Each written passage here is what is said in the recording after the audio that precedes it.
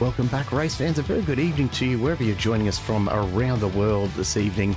Welcome to round 3 of the Alliance Sim Racing V8 Supercars series. This is season 5, and tonight the championship rolls into one of the toughest circuits on the calendar, the streets of Long Beach, California. It is tight, it is technical, and it punishes even the smallest mistake. This is a street circuit in every sense of the word. We've got concrete walls, we've got narrow margins, and almost no room to recover from any error. You're going to have to be switched on from the very moment you roll out of the pits tonight. And in these V8 supercars, with the weight, the raw power, and the tiny tyres on them, it's going to be even more brutal, which of course is what we're here for. My name is Jared Cole, and I'm joined in the booth once again this evening by my good friend Josh Harris. Josh, welcome back to it. Mate, Long Beach, could there be another circuit outside of Australia that is more quintessentially supercars than this?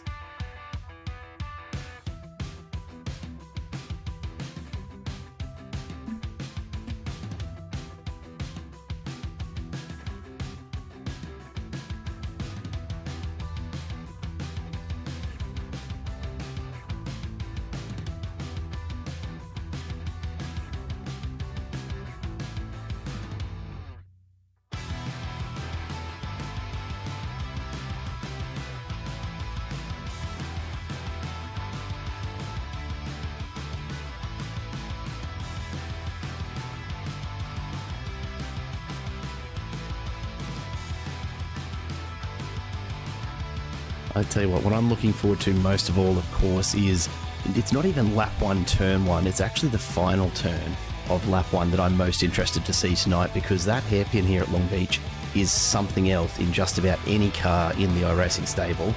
I reckon we're in for utter chaos tonight. I have my finger poised over the race control comms here just to keep an eye out for what I'm predicting will be a huge number of safety car call-outs tonight, but we'll see. We'll see. The weather beautiful as always, 18 degrees, 33 degree track temperature tonight. The format tonight, 2 race events, 16 laps sprint for race 1. Race 2 will be the longer of the two. 40 laps tonight with 2 compulsory pit stops across that period and a 70% fuel capacity limit for the event. The qualifying session is going on right now, and we are just a couple of minutes away from the drivers finishing up with that. Most have already set their times, just a couple still out there. So before we do get underway tonight, let's take a look at how the championship is looking so far. And it's really not a massive surprise to see some of the names that we've got here, Josh. Wayne Walker continuing his domination here, out in front after just 2 rounds by 70 points over Ken Latta. But Ryan Campbell, Jamie Dykes, Scott Gamble and Matt Vanderkraan all still in it. There's just it's going to be a lot of work, honestly, to catch Wayne Walker. Obviously, drop rounds will come into it and perhaps level the field a little bit, but he has been almost unstoppable so far.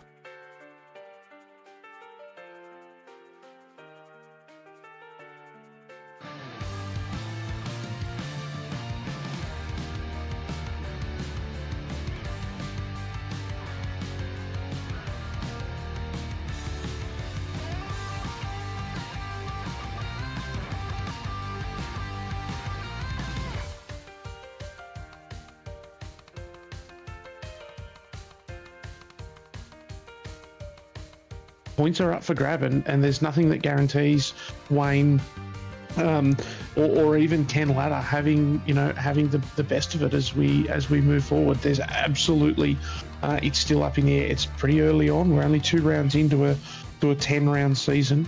A lot to play for, and tonight's one of those nights, Jared. As you said, there is drop rounds that come into it, but tonight's one of those nights where things can go sideways really quickly. Lots and lots of concrete. Lots of hard stops with no runoff, and places like the hairpin that you suggested, and also the fountain, where on lap 1 so much can happen. The slightest touch can put you all the way to the back of the field. So everything to play for tonight. But really, I'm not paying a huge amount of attention to the championship ladder at this point. There's a couple of tough tracks to get through before we really start being too concerned with who's where. No, still very early days, absolutely, and I'm glad the folks at home got to catch the last of that. My apologies to all for this slight issue we've had with Josh's audio. I swear I haven't been talking to myself since the start of the broadcast. It just seems that way. It is good to have you back with us, mate, and you just have to bring some of that amazing knowledge that everyone missed through out tonight's race instead. It's not so much to I'm ask, pretty used to just chatting and no one listening, so it's fine. Really just another night here in the Simple Broadcast booth. We're all about it. We're getting ready to go racing, so let's take a look at how the drivers have stacked up as the official results come through from qualifying. And this is how we're looking for race number 1 tonight. Matt Vanderkraan taking pole alongside Scott Gamble, then Wayne Walker and Ken Latta on the second row. Dean Logsdale and Ryan Campbell behind them. ahead of Mark Poynton and Sean Vandermeer, and then Luke Orman and Michael Stewart rounding out the top 10. We go a little further back through the field. Lorne McKee and Jamie Dyke alongside each other. Then Daniel Hall and James Hardy ahead of Chad Varga and Stephen Varga. Michael Whiting and Andrew Rushworth ahead of Chris Miller and Alistair Bales. Then David Coleman and Dylan Sipple will line up alongside each other ahead of Simon Farrington and Mick Clifton. Phil Manuel, and we're going to get that name right for you tonight, Phil, alongside Troy Sipple, Damon Fisher and Brad Grant behind them. Then Peter Sattler and Nick Heusler rounding out the 30 with Andrew Johnston and John Latham, Craig Rose and David Logsdale. Then Rick Vigar and Todd Martin ahead of Ashley Howell rounding out the rest of the list. So it's going to be a very, very long lineup. 37 cars into the fountain for the first time. Pretty ominous, I reckon, Josh. Yeah, absolutely. Turn 1 really fans itself out. Turn 1 is a great opportunity down the straight here to go 3, 4, sometimes even 5 wide. But you have to get that all gathered back up and all into a single file by the time that you reach the fountain.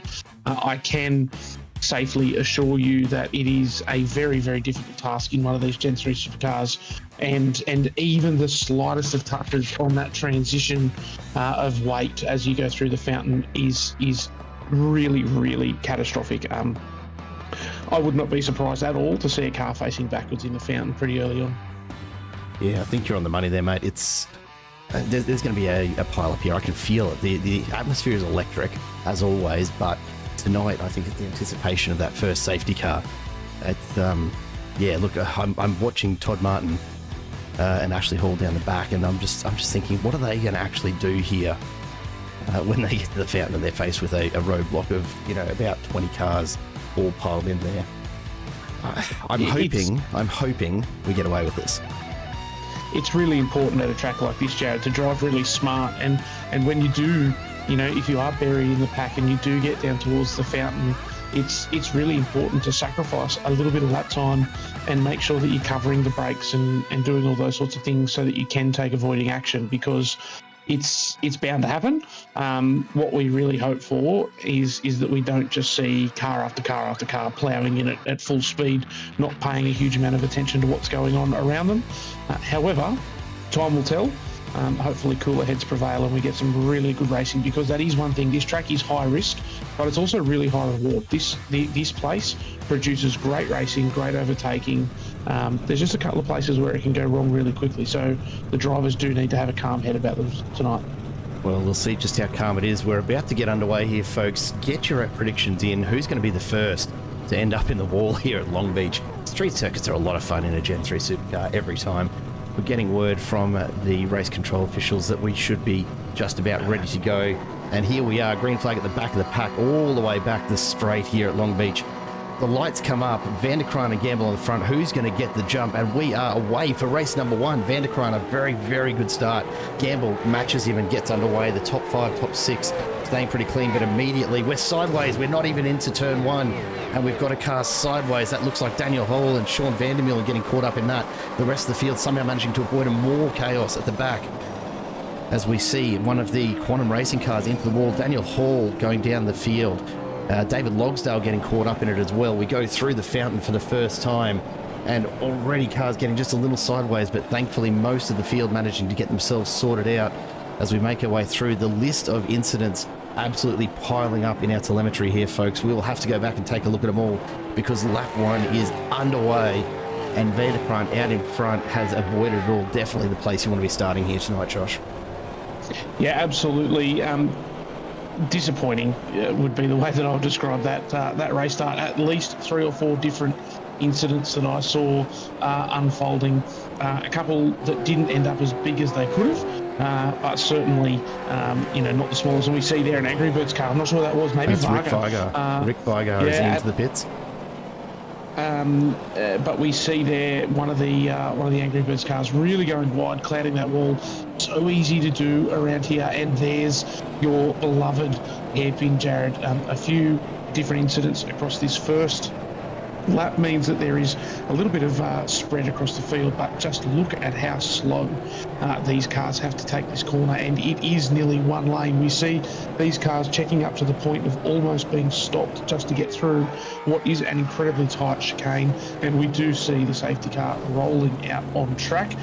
Not surprising. I don't know many races at Long Beach that get through the first lap without a safety car, but unfortunately, it looks like one of the cars in that very early race from.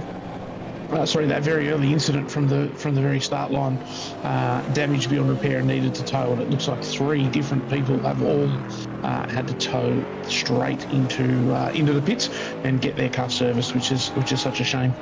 I stand corrected. Rick Vigar actually in the safety car this evening, which explains the jump to pits that we saw before, and not surprised honestly to see that here tonight. So we'll have to just update a few things on our end to make sure that we don't count his results this evening. Because he is behind the wheel of the GT3 Mustang, which frankly is a little unfair to take that racing against these supercars. It is. I think that means that it was Varga that we saw heavily in the wall just here at this corner. Obviously missed his braking point and straight into the tyre wall with quite a bit of damage to the front of the safety birds. Goodness me, Jared, of the Angry Birds car. But last time I saw it was still out on track, and I can see there Vargs is still in his 10th position. If it is Vargs, it's a wounded car, and it will be interesting to see now how he goes when racing resumes at full speed. Yeah, that it will be, and we'll just keep an eye on this. I want to go back and take a look at some of those incidents though, because the list is fairly long, so we'll jump to it as quickly as we can and get through a few of them. The first of them, Sean Vandermeulen off the line, just getting all sorts of loose, a little bit of a nudge from behind, and then chaos as he gets speared across the track. And honestly, the pace going backwards there, just getting pushed along. Really fairly lucky in the end to not have more damage. And Dean Logsdale, of course, just getting caught up in it a little further down. In fact, it looks as though he's had a big disconnection, and then all of a sudden phasing through. So that's not helped at all for cars into turn 1. We'll take a look at Chris Miller, who got caught up in this as well, as he's come around turn 1 and then into the fountain. It looks as though just a little bit of a nudge here and there, a little bit of checking up, and that looks like it might have been Michael Fisher from Fisher Motorsports up against the wall there. Michael Whiting, rather. We'll just see if judges, here we go. So Whiting through turn 1. How does he end up sideways in the fountain? Is there a touch here? And sure enough, yep, gets spun around. There's not enough room to go 2-3 wide there, folks. So unsurprising in the end to see that. But a rough start for a lot of cars. You can see them just stopped there in the fountain, and have a look at this chaos back at the start line. We've got an Angry Birds car trying to reverse its way to the pits with a blown motor by the look of things. This is John Latham just over to the wall there. Absolute mess, that one. Street circuit carnage, I would call that, Jared. It's often in these street circuits, it's so hard to really dissect where everything starts and finishes, because the smallest things have the biggest consequences. And you know, we move away tonight from our normal permanent race circuits that have runoff areas and recovery zones, and you know, you make some of those mistakes that we saw, and they result in maybe a car sliding across the grass. But here it results in 3, 4, 5, 10 cars all piled up. What we know though is our cars are back single file. The safety car has pulled away. Matt Vanderkraan has control of the field. Very long run, Jared, from this point down to the start line. So Matt Vanderkraan has a huge amount of time up his sleeve that he can decide when to go. If it was me, I'd be going early and I'd be accelerating, catching all those people coming through through that final hairpin, not being able to get going. But Matt Vanderkraan's not me, and Matt Vanderkraan's waiting as long as he can. He has now jumped. He has got not a bad run, and he has immediately put 2 tenths on Scotty Gamble. But I don't think that that's quite enough. I reckon that he's going to have to cover down here into turn 1. He doesn't. He takes the racing line, and these guys all file in nicely, one after the other. Certainly the first 5 or 6 cars here together, one after the other. Yeah, I think this is one of the few tracks where being in single file actually makes for a much cleaner restart. Usually, at just about any other track, bar a couple of the street circuits. You're expecting chaos to turn one after a safety car restart. Here, I don't think anyone's silly enough to try and go too wide after seeing what happened through the fountain the first time. We've got moves happening all over the place. Ken Ladder, Jamie Dyke mixing it up here as we come into the turn. You'll see Rain Campbell there taking a dive up the inside. He finds himself alongside Jamie Dyke, and Mark Poynton threatening in the background as well. So the three of them are going to have to sort this out very quickly because there is not enough room to go side by side here. Rain Campbell up the inside forces Poynton to pull out. So Campbell will just drop in behind Jamie Dyke and continue the run to the hairpin. Let's keep an eye on just the absolute pace that gets knocked off here. That's certainly a lot quicker than you see on lap one, of course. Dyke lighting up the rear wheels as he tries to get a run down the main straight. And this is where we start to get a little bit processional through a lot of this, Josh, with the exception of some of the braking points at the end of these straights. That's about the best opportunity they're going to have tonight to make a pass, because otherwise these turns are just too tight. They are, but one of the really cool things about Long Beach is that there's a couple of points where it's a fantastic opportunity for people to make those little mistakes. There's a number of different points on this track, Jared, where your run can be compromised. This corner here is a really good example. Off camber corner exit. So we see a lot of people there make a little mistake, have a big slide, and that really opens up the opportunity for a dive into the left-hander here. And then this is another great opportunity where there's a couple of different lines. Easy to miss your brake marker, easy to run wide and butt the fence, and then you're presented with this nice long run down into another big braking stop zone. It is difficult, like any street circuit, to pass and to manufacture a pass, but what we do have the opportunity for is people to make little mistakes all on their own, and when people make mistakes on their own, it gives you the opportunity to get the pass done. So really what this race is all about being patient and waiting for the car in front to make a mistake, because they are bound to do it. Speaking of mistakes from being impatient, Rain Campbell getting locked up into the hairpin there as he thought about a dive up the inside of Jamie Dyke. It's cost him about 5 or 6 tenths from where he was compared to Dyke, and has really brought Mark Poynton back into it, which is a shame. We go back to Luke Allman, who's just off the back of Law McKee right now as they come into the fountain once again. This battle for 11th, we've got a few cars in amongst it. Andrew Rushworth's there, and not too far behind. Chad Vigar, Chris Miller, Dylan Sipple, Alistair Bales, all still there in the line. No one really getting a lot of separation, save for the front three as we jump forward. Matt Vanderkrant, Scott Gamble and Wayne Walker with Ken Ladder, opening up about a second and a half here back to Jamie Dyke. So these four are really the only ones with any gap behind them in the event of any slight missteps through these turns. They're the ones who have just a little bit more room to play with. Yeah, they do.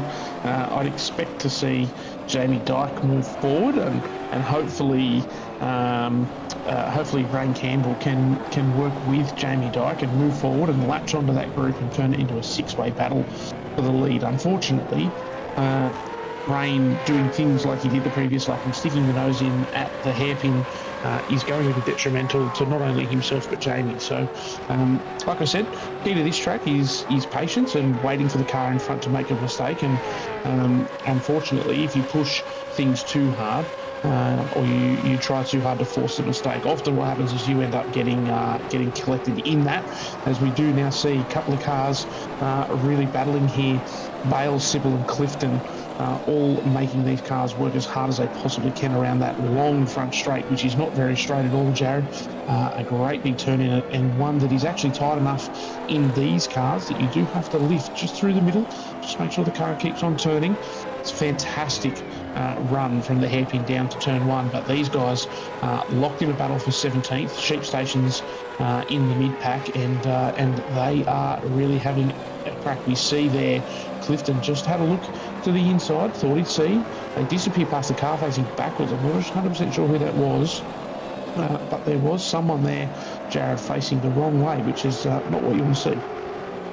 Yeah, well, we've got a few incidents that have gone on in the background here, and I think that might have been Todd Martin facing the wrong way there. We also will go back and take a look at Brad Grant having a bit of a moment, and let's see just the recovery from that here. I'm not quite sure what set that up. It looks like it might have been Martin and Grant coming together We go back a little further into turn 1. So this is Todd Martin. Keep on Brad Grant up ahead. Comes through turn 1. Grant gets all sorts of sideways into the wall. Martin's got nowhere to go. The rest of the drivers managed to sneak him on through, but both Grant and Martin are just stuck, essentially, as they wait for the rest of the traffic to pass through. And then, unfortunately for James Hardy, we'll see if it's the same spot, but he's actually had a bit of an issue on his own. Whether it's a bit of a nudge here, as we see Will McKee come up the inside, Hardy comes across, turns himself across the front of McKee's car, and then just gets hit time and time again. And that's a really, really awkward spot to find yourself stuck. Yeah, that's a difficult one. That's really waiting for a nice big gap on your relative screen, making sure that you've got the ability to flick spin the car, but very, very tough and a very daunting position to be, because you just absolutely can't see what's coming. As we do now jump to the battle for 14th, as we see these guys, just a bit of a queue starting to form, and they might happen to get onto the back of Dylan Sipple, although he's a little bit further up the road. But a nice little battle brewing here, Jared. Plenty of cars involved. As we see, we can look down our totem and see that absolutely everywhere there is just battles brewing up. There's no one able to pull away, and that really leads, or stems from the fact that it is so hard to pass here. So you can defend pretty easily. And you can really start to stack those cars up behind, and just the whole way through this field, lots and lots of battles, as we see there. Chris a car looks like the inside of Vigar. Well, just in the background, I noticed, Jared, there was a 9.5 Sim Sport car that looked like it was pulling up on the main straight. So it'll be interesting to see whether we get another safety car if a tow is required. But these guys, they're not prepared to wait for that safety car. They are continuing to battle. And as you said, it was close. There was plenty of stuff going on there. And we now jump back a little bit up more towards the front. Rain Campbell continues to be all over the back of Jamie Dyke. There is no doubt that Jamie Dyke is holding Rain up here, but Rain just can't find a way past. If there's one thing I can say about Jamie Dyke, it's that even when he's not the fastest car around, he certainly knows how to drive these things well, and is able to make that Mustang pretty darn wide. Yeah, absolutely. But the Rain Campbell fans here in support tonight, which is great to see. Hope you're enjoying the coverage, guys, and thanks for the kind words. We do our best to bring you the very best coverage that we can, and certainly Rain is doing everything he can tonight to get past Jamie Dyke. Meanwhile, though, the gap out in front just starting to open up a little further. Ken Latta here has dropped back off the front four as Vanderkraan, Gamble and Walker up the pace, which is not surprising, is it? We see it often enough from all three of them. But yeah, Jamie Dyke, Rain Campbell locked in it. We're talking about it being a bit hard to pass. Jamie Dyke right now up 7 positions though from where he started this race, so he's managed to make his way through the pack and avoid a few bits of chaos. Not to take anything off Jamie, but I think that a lot of that was lap one lucky. He definitely had a good start. I noticed Jamie diving straight to the outside off of his start, so he obviously got good drive and picked up a few positions. But I noticed that he was up 7 by the end of lap 1, so he's obviously benefited from a little bit of the chaos. But what he is doing now is a really fantastic job of holding Rain Campbell behind him, and you can just see there once again, second lap in a row that I've noticed it. Rain Campbell rat-a-tat-tat on the back bar through that hairpin. He's certainly got the memo. Don't try and dive up the inside. Just stay with Jamie Dyke here. The thing that I've noticed though is that these guys are continuing to rein in on the back of Ken Latta. So pretty similar lap times at the moment, Jared, but every now and then, whether it be that Ken makes a little mistake or these guys just put in a really nice lap. But one thing that I'm noticing is that fishy car in front is just getting closer and closer. Speaking of the fishy car in front, Whiting has caught right back up to Bales. It does look like, though, we're about to have a safety car out on track, and indeed, I think it's been called. We'll just have to wait and see when exactly that safety car does roll out of the pits. It'll be probably at the end of this lap as Van der Kraan comes around. And that will be because we've had a bit of an issue. This might be Brad Grant again, who's had a big moment. Let's check this out as he comes down the straight. We've got yeah, you're right, we've got a car parked off to the side in the background. That actually looked like Ashley Hall's car. What's happened to Brad Grant? Has he just been waiting for the traffic to go through there, or? He has, okay. So that's not actually the issue then. It could well be. We'll go back and take a look, because that was Ashley Hall off to the side. Has he popped the motor? Has he put it in? Oh, big moment there. And that's what's ended Ashley Hall's race. Huge damage to the front end already. Oh, and Jamie Dyke there did a great job to miss that. That was a huge incident, and as I alluded to a little while ago, Jared, the corner on the straight, it's an interesting phrase that, but the corner on the main straight here at Long Beach is actually tight enough that these cars want to understeer into the outside wall. But of course, one of the things associated with these cars is that if you get off the throttle too quickly, you can get that snap of oversteer. And that's what it looked like there to me. Hall pushing hard and got that snap of oversteer, which has just turned him straight into the outside wall. And that was a huge incident. I noticed that the safety car boards have been cancelled, so it looks like that has not eventuated, maybe a little bit of miscommunication, but we do now focus in on Chris Miller.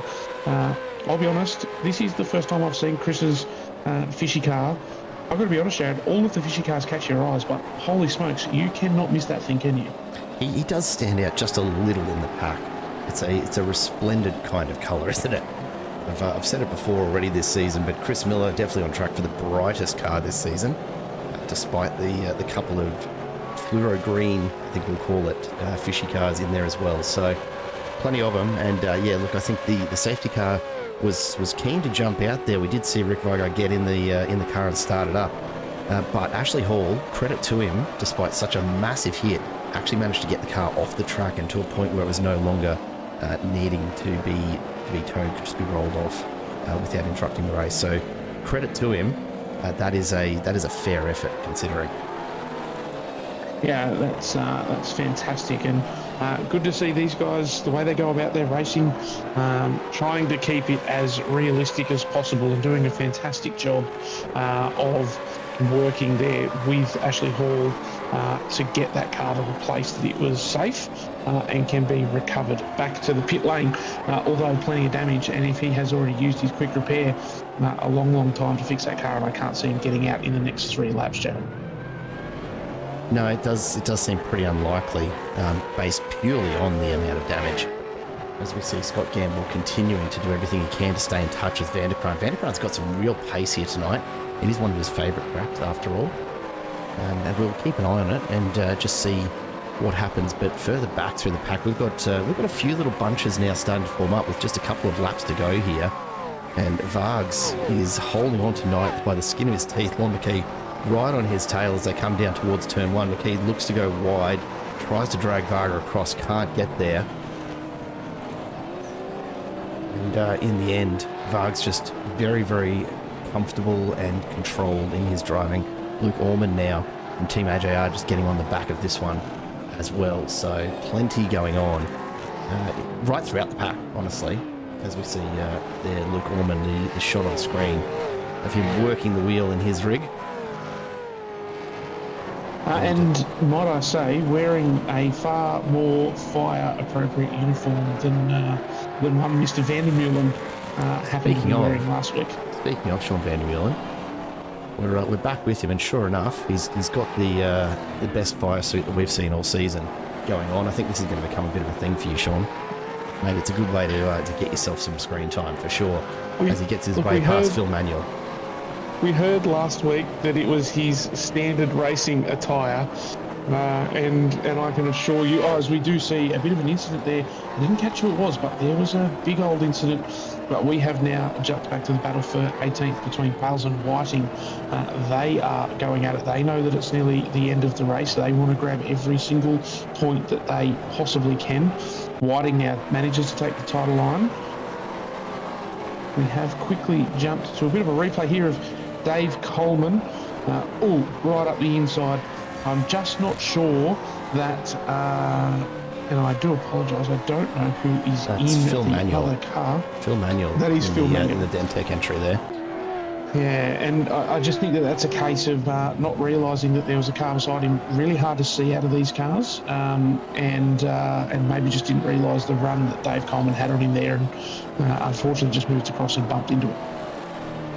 Not much in here.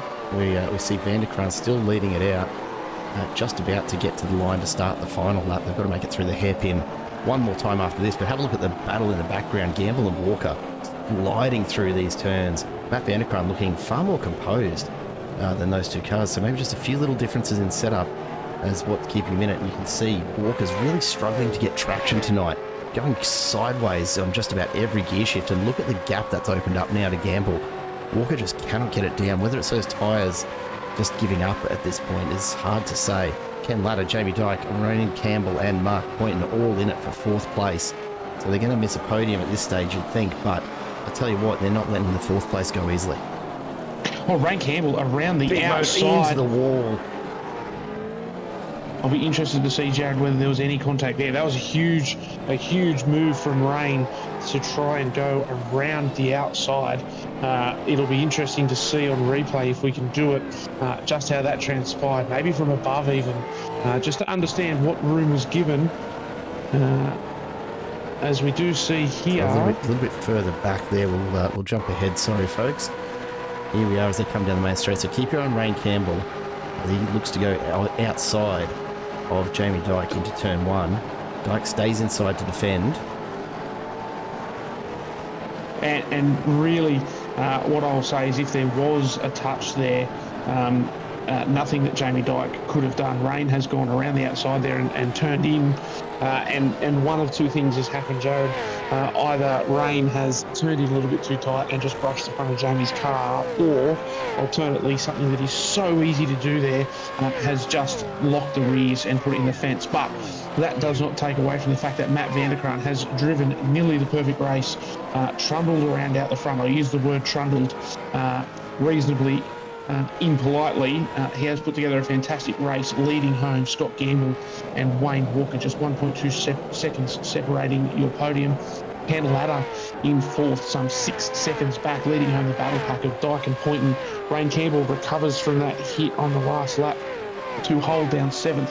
Stuart Varga and Lorne McKee manage to round out the top 10. Fantastic race, Jared. Lots of action up and down the field. And something that I noticed was just how hard it is to pass here and really developing those quite large battle packs. Absolutely, as we see, even right back here, the minor placings for 30th right now. We've got Nick Heusler, we've got James Hardy, and of course, David Logsdale all battling it out. Hardy's carrying a lot of damage, but he's still managed to look around the outside of Heusler. I reckon Logsdale's got to be feeling pretty safe here because the Angry Birds and Quantum entries look like they're about to wipe each other out, honestly. Let's get to the hairpin, see what happens here. Heusler up the inside, forces Hardy wide, shuts the door on him, and that might just be how they finish up as they head towards the line. Logsdale, Heusler, Hardy, rounding out 29th, 30th, and 31st there. What a way to finish it off. Wow. Wow. I don't know what to say about racing like that for 30th. These guys, they want every single point that they can get. Yeah, can't say I'm massively surprised to see that, honestly. It's pretty well what we've come to expect, of course, from ASR. They race for every position. Here we go. The results from Heat 1. Matt Vanderkraan takes the win ahead of Scott Gamble, then Wayne Walker and Ken Latta ahead of Dyke and Poynton. Rain Campbell finishing up in 7th after that unfortunate moment into the wall, turn 1 on the last lap. Michael Stewart and Stephen Varga finish ahead of Lorne McKee, rounding out your top 10. Luke Orman and Andrew Rushworth ahead of Miller and the Sipples. Then Chad Varga, Mick Clifton, Alistair Bales, Michael Whiting and Simon Farrington rounding out the 3. Rounding out the 20, I should say. But would you believe we're back talking to Matt Vanderkraan again. Matty, how are you, mate? Good, mate. Hang on, I was going to turn off the iRacing chat. Oh, you're right. I tell you what, that was a pretty comfortable drive for you from what we saw on this end. Certainly kept yourself well out of trouble there. How often were you looking in the mirror and seeing cars sideways behind you? Every corner, I was shitting myself. That was insanely intense. You looked really controlled from what I saw, Matt. We know that this is one of your preferred tracks. Was there any management going on tonight, or was it like a duck and a whole heap of paddling underwater and it just looked controlled on the surface?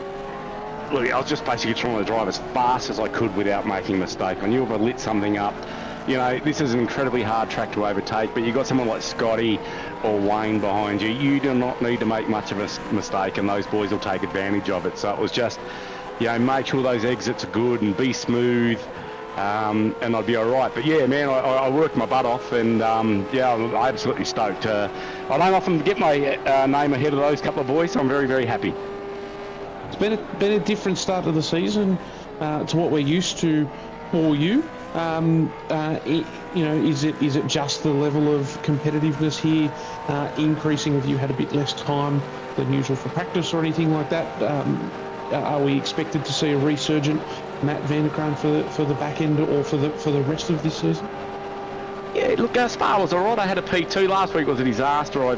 I went over the start-finish line with an off-track, so it ruined both laps. So I started from the back, and then auto-fuel underfueled me by 9 litres. So last week was just, an anomaly. I like to think, a top 5 for me is a good race. Anything above that, and I'm really, really happy. So, to be honest, I'm not sure I can do what I just did for 40 laps, but I'll give it a crack. It's a long second race. Not going to help that you're starting right off the front with so many people chasing as well here, Matty.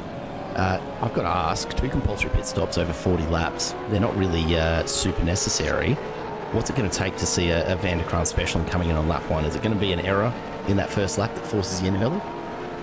Yeah, mate, if I'm out front, I'm staying out front. Tell you one thing about Long Beach, there is one place you want to be going into turn 1, and that is P1.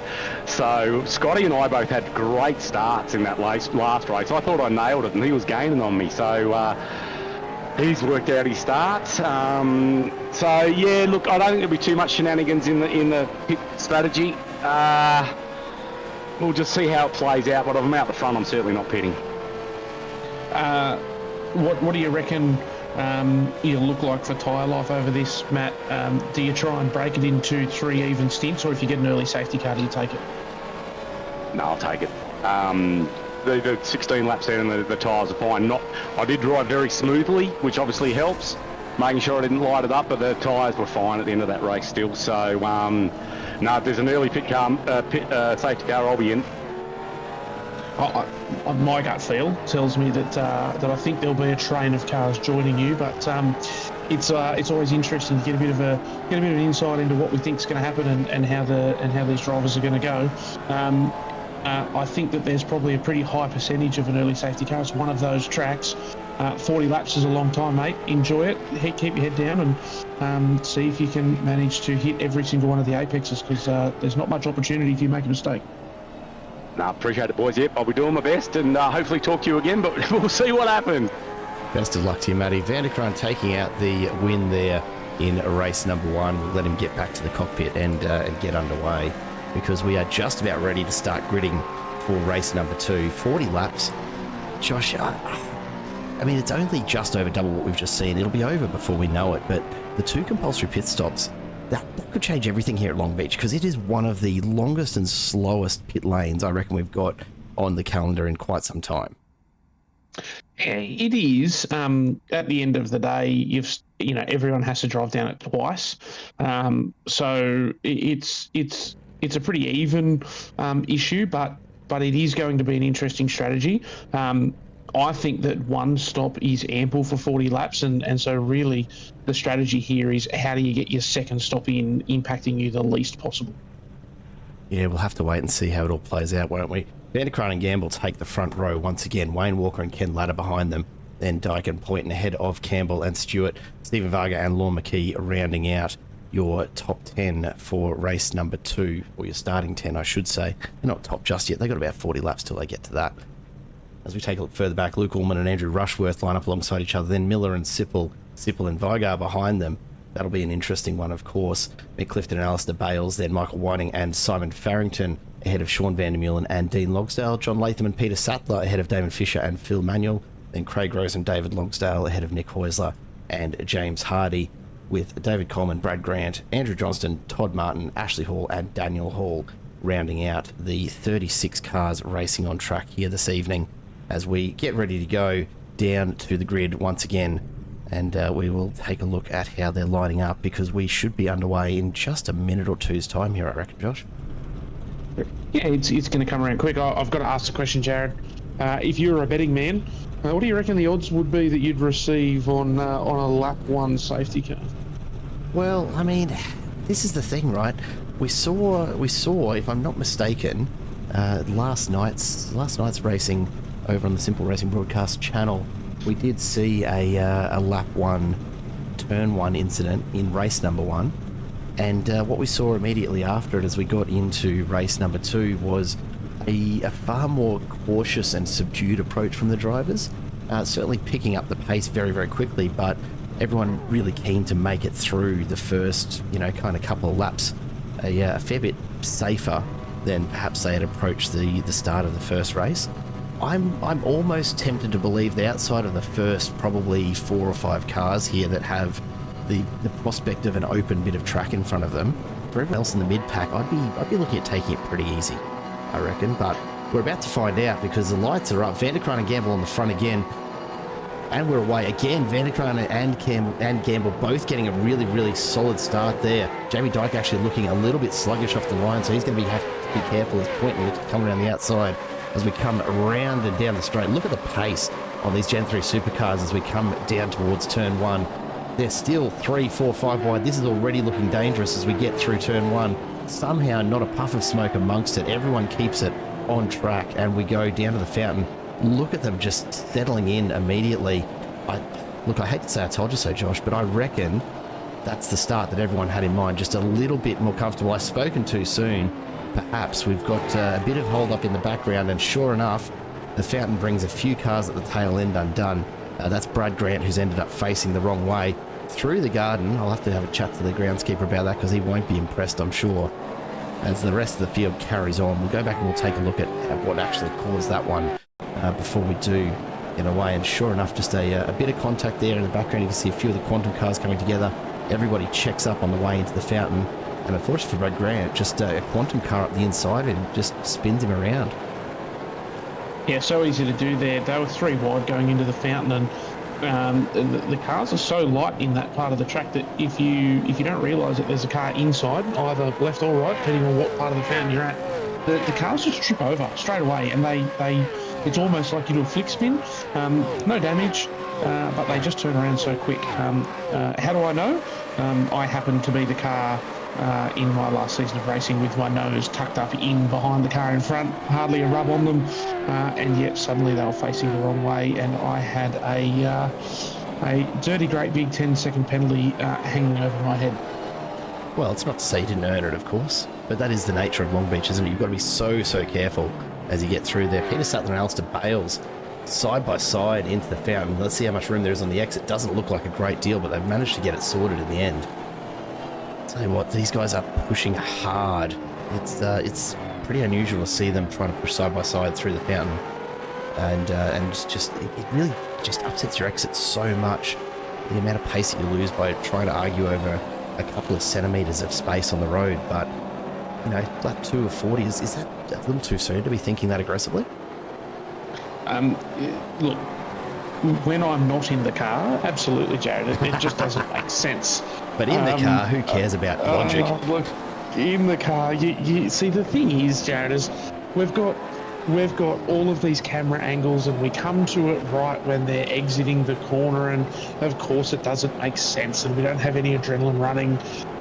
But these guys, the reality is that these guys are making split-second decisions, and they're making hundreds of them every lap, and it is so easy to sit here in the commentary booth and say, why would you fight on lap 2 of 40? Don't go side by side through the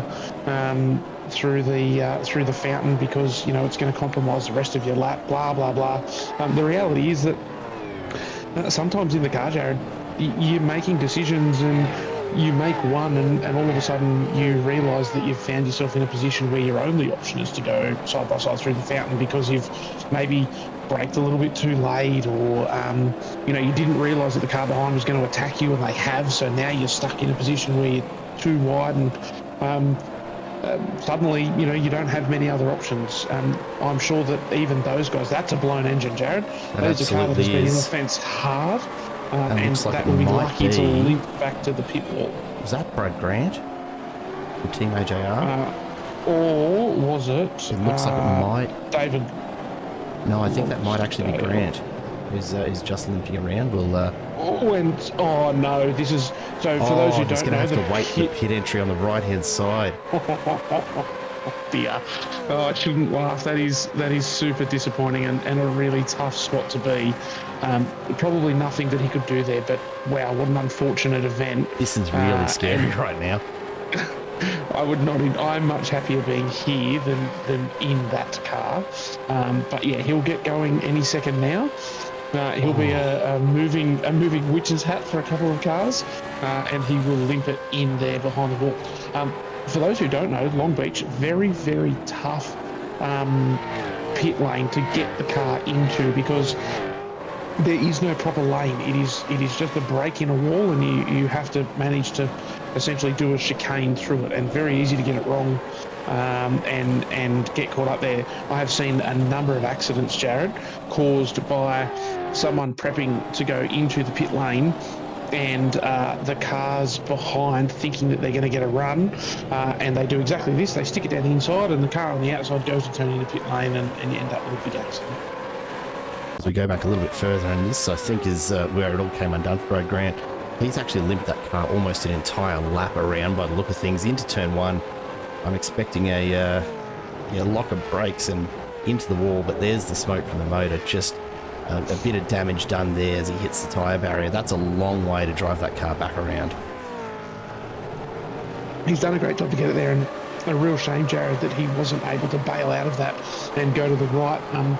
We don't really pick it up on our cameras, but there's a beautiful big runoff to the right where you can go, and a nice big skid pan down there that you can go and do all pretty donuts while you work out how to face your car back the way that you want to face it. And of course you do all of that without any damage. So a genuine shame that we ended up with a broken car and not just one putting on a little smoke show for us while they turn around. However, we do jump a smoke show of sorts, to be fair. Well, not the one that we were hoping for, to be honest. No, not quite. But we do jump here and have a look at Wayne Walker. I do promise you, folks, Wayne Walker is there in that shot. I know that it looks like a big black abyss, but all those funky lights on that steering wheel, they are being driven by the man himself. I promise you that. That's why they move. And he's doing a fantastic job in third spot. He knows that it's a long race, and he's really just chugging along at the moment, making sure that he stays in touch with Matt Vanderkram and Scotty Gamble, and is in position that once the pit stops are done, that he's fighting for the lead.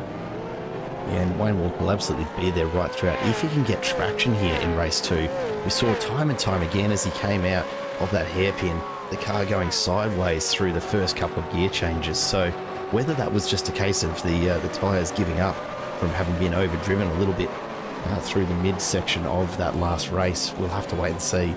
But yeah, the tyre preservation here going to be very, very important. Even with 2 pit stops, you don't want to be spending too long in there if you can avoid it.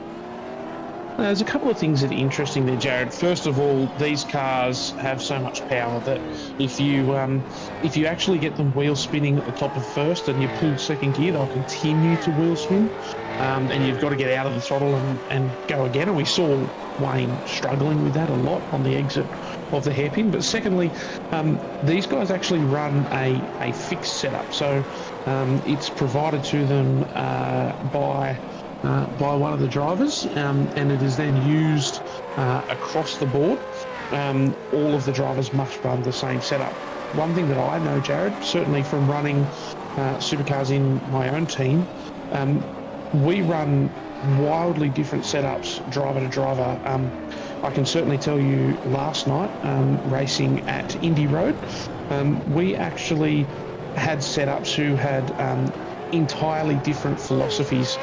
My teammate likes to turn the car on the brakes and they really do a lot of their turning on the way into the corner. I drive the car with the throttle, so I get it pulled up nice and straight and then steer it with the throttle. We had totally different philosophies last night, and I simply could not drive his car. It may just be that Wayne Walker doesn't quite agree with the setup, and whilst he's very, very fast on more traditional tracks, there may be something about his style that on this type of short, sharp, aggressive acceleration track where he's just using up more tyre or doesn't agree with the suspension as much as maybe he does on other tracks. And look, probably something in that. I did manage to have just a brief chat with Stephen Varga from Quantum Racing before tonight's race. I just, popped into the channel and we were having a chat about what it was looking like, and he did mention that the setup, the brakes in particular, feel really, really touchy, and whether that's down to the really bumpy nature of Long Beach or some slightly different tweak in the setup, it's hard to say. But he was telling me that he just cannot find the speed because of the brakes. So whether that's upsetting the balance on the way into turns, and that's why we're seeing the wheel spin because Walker's trying to just almost compensate for that on the way back out of the turn. I mean, there could be something to that, right? Yeah, 100%. These cars are one of the only cars that I've found, if not the only car, that actually have brake master cylinder where you can change the size of the cylinder, and you can very much affect how the car feels in its braking by changing that master cylinder size, and you can also change the size differently between the front and rear of the car. So you can get a car that naturally produces a lot more front or rear brake, and in this setup there may be just a different a different philosophy than normal on the brakes due to it being a street circuit, and that may just be affecting a little bit how some of these guys react to the car, and maybe it doesn't quite feel how they're used to, and they're having to compensate for that in other ways, as you said, potentially Wayne Walker needing to compensate for a brake pedal that he doesn't particularly like by aggressively accelerating, and that's having an effect on his tyres. Could be one of a number of things. Something I've just noticed, Wayne Walker jumping into the pits last lap. We've talked so many times before, Josh, about how strong the undercut or overcut can be at different tracks here with the Gen3 Supercars. Walker's gone in and done his first stop and has actually come out behind David Coleman, who pitted on lap 1. So David Coleman right now in an absolute box seat. He's up 12 spots from the start, and he is sitting at the lead of those drivers who have made their stop so far. It does look as though his stop on the first lap was legitimately one of his planned stops based on the time he spent in the lane and in the box. So that's really interesting to see. It's not surprising to see. We've seen it happen a number of times before, but it'll be one to keep an eye on as we see some of these front runners come in. Watch for Vanderkruijs and Gamble when they do make their first stop. Keep your eye on David Coleman, currently sitting in number 18th. Number 18th? What is that? Position 18. David Coleman from Fishy Motorsports. Just keep your eye on how he moves up that timing tower as the drivers come through to complete their pit stops ahead of him. God, I should take myself off the air for that one, Josh. Yeah, it was a doozy. We won't deny it. What I will say is Dave Coleman actually spent longer in the pit lane than Wayne did. By pitting on lap 1, though, not only do you get potentially some help of the undercut, but not really a huge amount of tyre differential there. What you really get is just a fantastic opportunity to run in clear air, as we see Jamie Dyke having now. That's a lot of smoke at turn 1 by the look of it, Jared. I think that someone has had a big incident there, but I could be wrong. But we now see Jamie Dyke having the opportunity to run in clear air, and it'll be interesting to see how he goes. There's David Logsdale on the way into turn 1, and that's it. A huge hit. Unsurprisingly, that car is absolutely toast. I don't know what's happened there, whether he's just forgotten that he's got a turn coming up. Let's go back and take another look at that, because I didn't see him slow down there at all. I'm gonna say, I'm just watching. I'm going to say that was an intermittent hardware failure, and we actually see, I'm not sure who that is, but he dragged someone along. Ashley Hall got dragged along with him, so Ashley Hall, has been watching for the brake lights and try to brake at the same time, I would suggest, and got dragged a little bit deep. But I think that Logsdale there has had that incident, which really did look like some sort of a hardware issue, given that he just didn't brake, and then didn't brake until very late. Looks like an far too late, surely. And then just disappeared. I think that he has had an issue, known that he wasn't going to be able to get back out on track without risking other people's races, and has simply called it quits for the night. Have a look at the number of cars coming into the pits now. Matt Vanderkraan's gone in and has set off an absolute chain of drivers behind him, following him in for that first stop. This is going to be really interesting. Keep an eye on David Coleman, because this is Coleman here on your screen now. But he's going to come out ahead of most of these. Vanderkraan and Dyke are on their way out of the pits right now. It's going to be interesting to see where he comes out. Of course, one of the things, he's got a pretty commanding lead as well. We will just have a bit of a look at Matt Vanderkraan and see what sort of time he spent in pit lane. So he spent nearly the same amount of time stopped as Dave Coleman did. So that appears to be a genuine gain for Dave, and really what that is just a beautiful clean run, driven all on his own for the first 10 laps, and has just made up a huge amount of time. And on a very personal note, Jared, fantastic to see Dave Coleman having a good run, because unfortunately last night he did trip over the front of one particular car that may have been driven by yours truly, and found himself in the wall in a pretty big way. So on a personal level, Dave and I had a bit of a run-in last night, and I accidentally ruined his race. So fantastic from my perspective to see him having a good result tonight. You know what I find really interesting about his pit stop, and maybe this is down to having the clear air around him to make the decision, and of course assuming that our telemetry is accurate, because I'm finding this really hard to believe right now. Wayne Walker, Matt Vanderkraan, Jamie Dyke. Walker, 14.5 seconds in the box, 52 seconds in the pit lane. Matt Vanderkraan, just shy of 15 seconds in the box, 52 seconds in the pit lane. David Coleman, 16 seconds in the box, 42 seconds in the lane, 10 seconds quicker through the pit lane. How is that even possible? No, that's not, and I assume that that's some sort of a telemetry issue on one or the other. One thing that I noticed, Jared, while you were reading through those stats, was an Accelerate Sim Racing car that went into turn one at an enormous pace. I'm not sure whether you've got something in your little book of tricks there that can I've got pick some that bad news out. for you. This could be Wayne Walker. Just wait and see. Oh dear. And this looks like there's going to be a locked brake.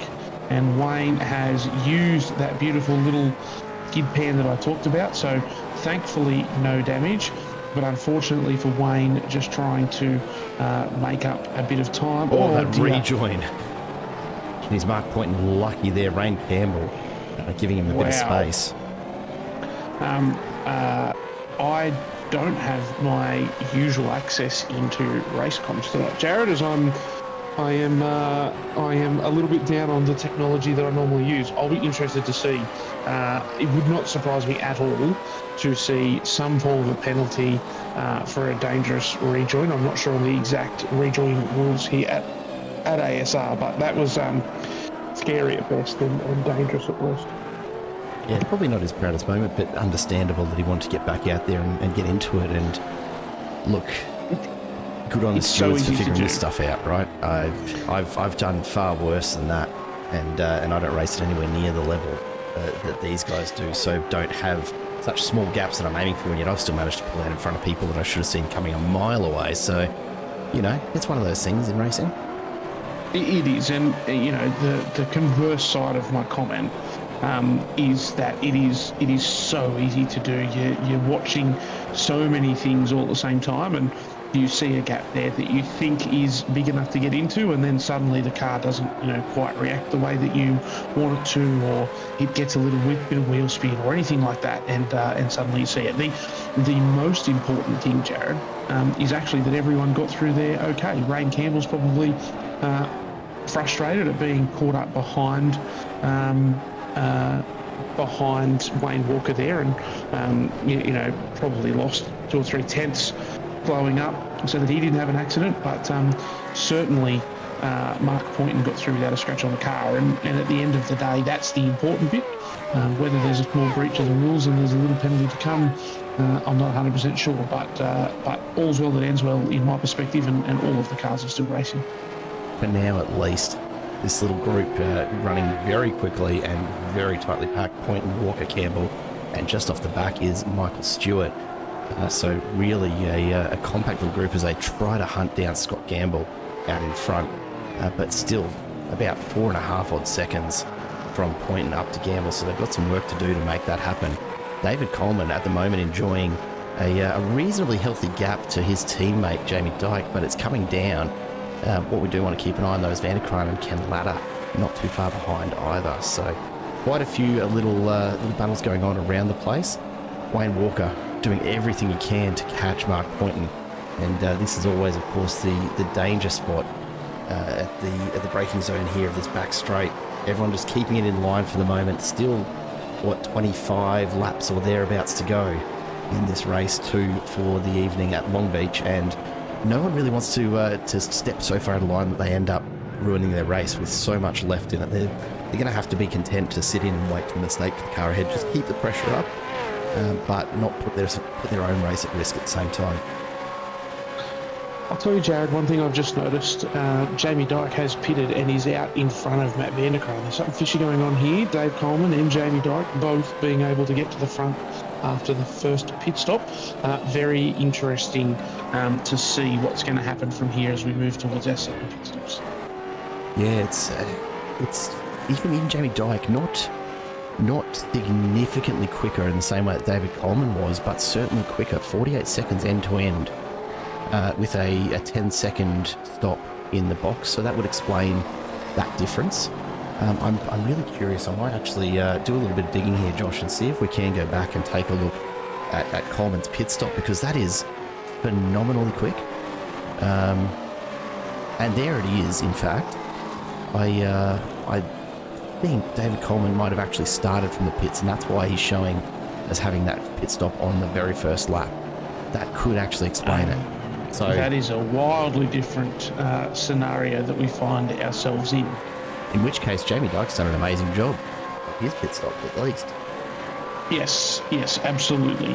If that is the case, and it would actually make a lot of sense. And the fact that we just see Dave Coleman there step out of the way and let Jamie Dyke come through really does indicate that they're not racing for position, and Dave Coleman knows that.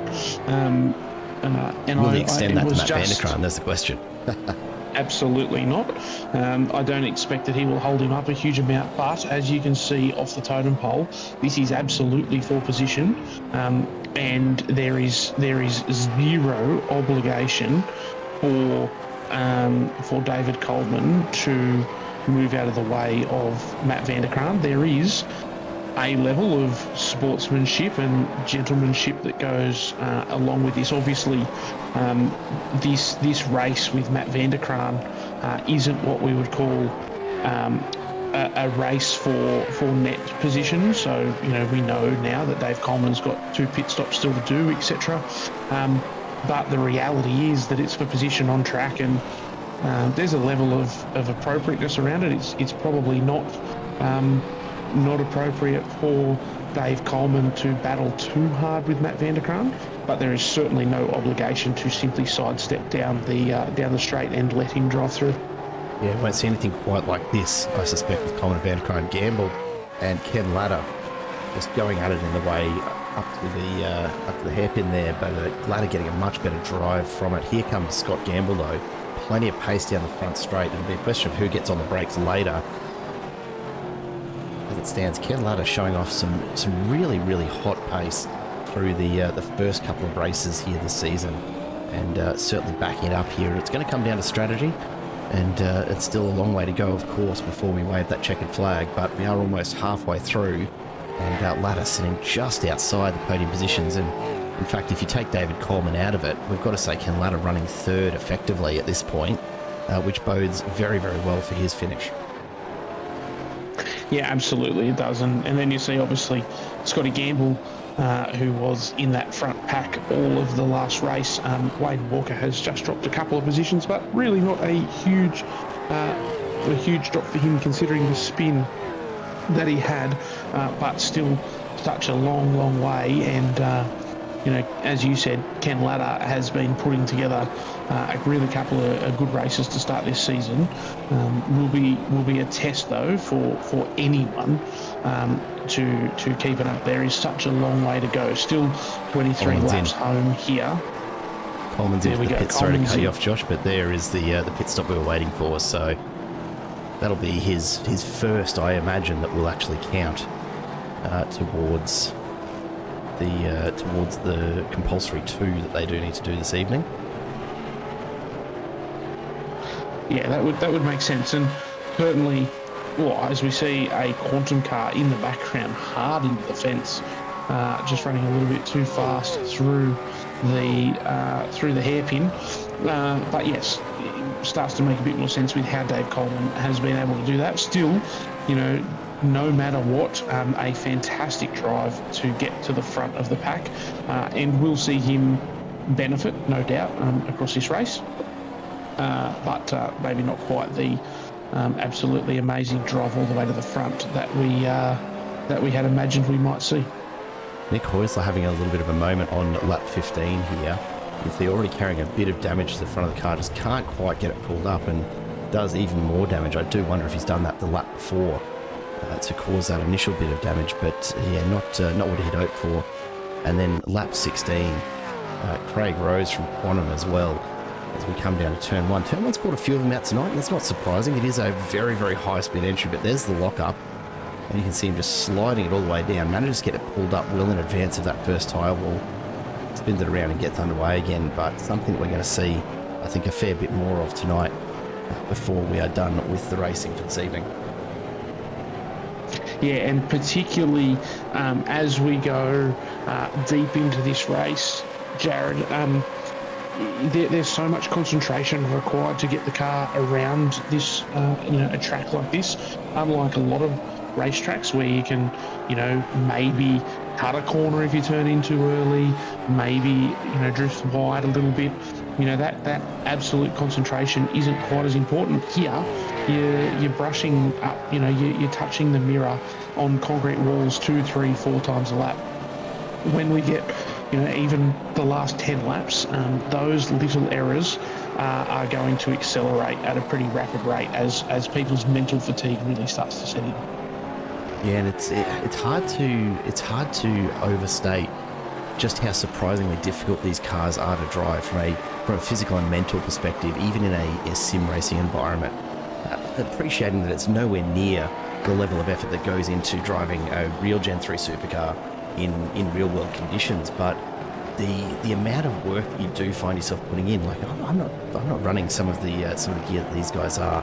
A little 8 Newton meter Fanatec wheel is still enough for you to feel it after about 20-25 laps. You're starting to feel the shoulders just starting to tighten up a little bit, and you want to kind of relax and stretch out a bit and just kind of loosen up to get through the second half of the race. But you've got to really pick your moment for that. And while dealing with racing in tight packs like we're seeing here, Poynton, Walker, Campbell and Stewart all locked in really, really close together, the moment of just concentration lapse that can creep in there because you're not thinking about where you say stretch your shoulder out, or where you decide to take a look at one of your black boxes to set up for your next pit stop at just the wrong moment. You think you're on a different straight than you are, and all of a sudden you're having to think about your braking markers.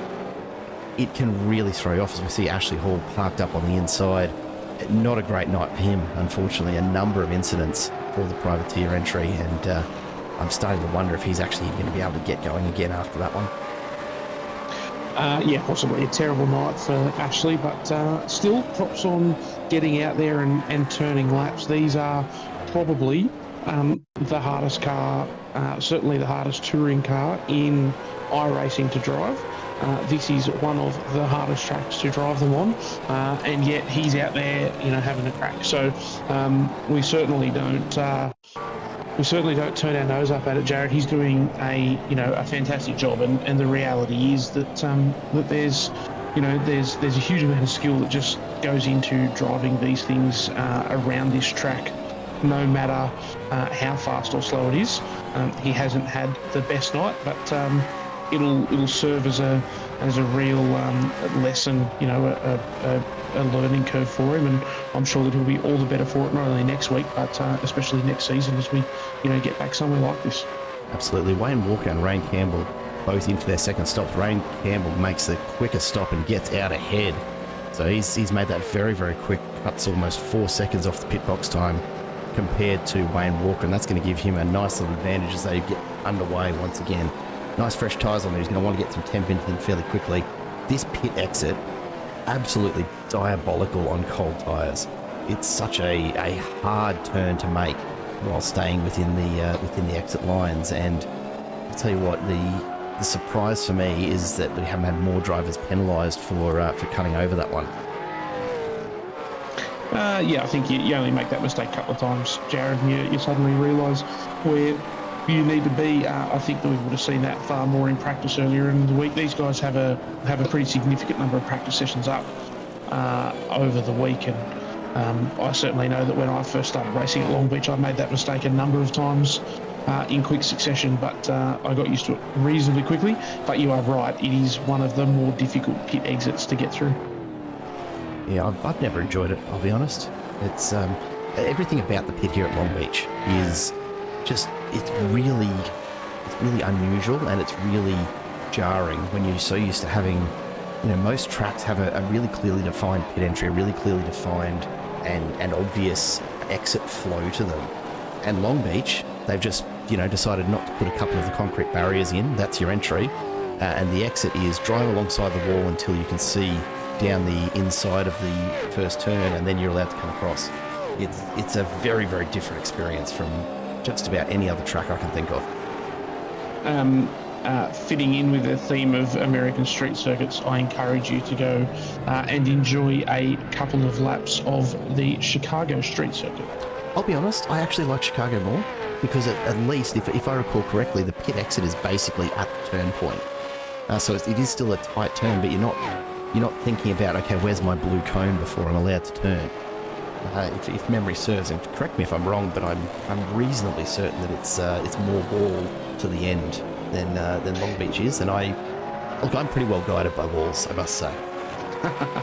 It is, you're right, it is more wall to the end, but it is a far tighter turn, and of course the entry is probably even harder to get into than the one here at Long Beach.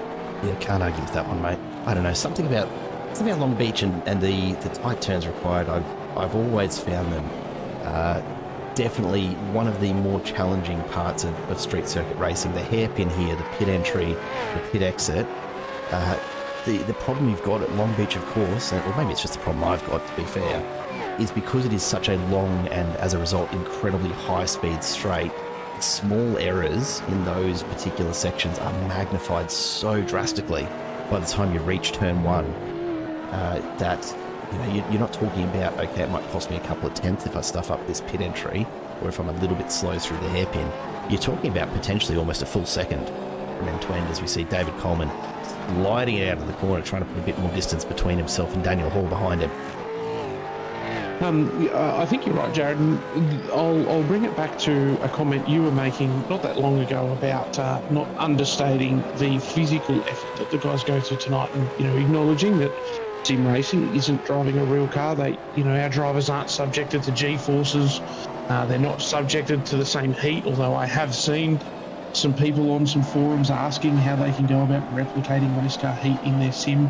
I encourage you, if you are a sim racer and you're thinking about that, don't. Race car heat sucks.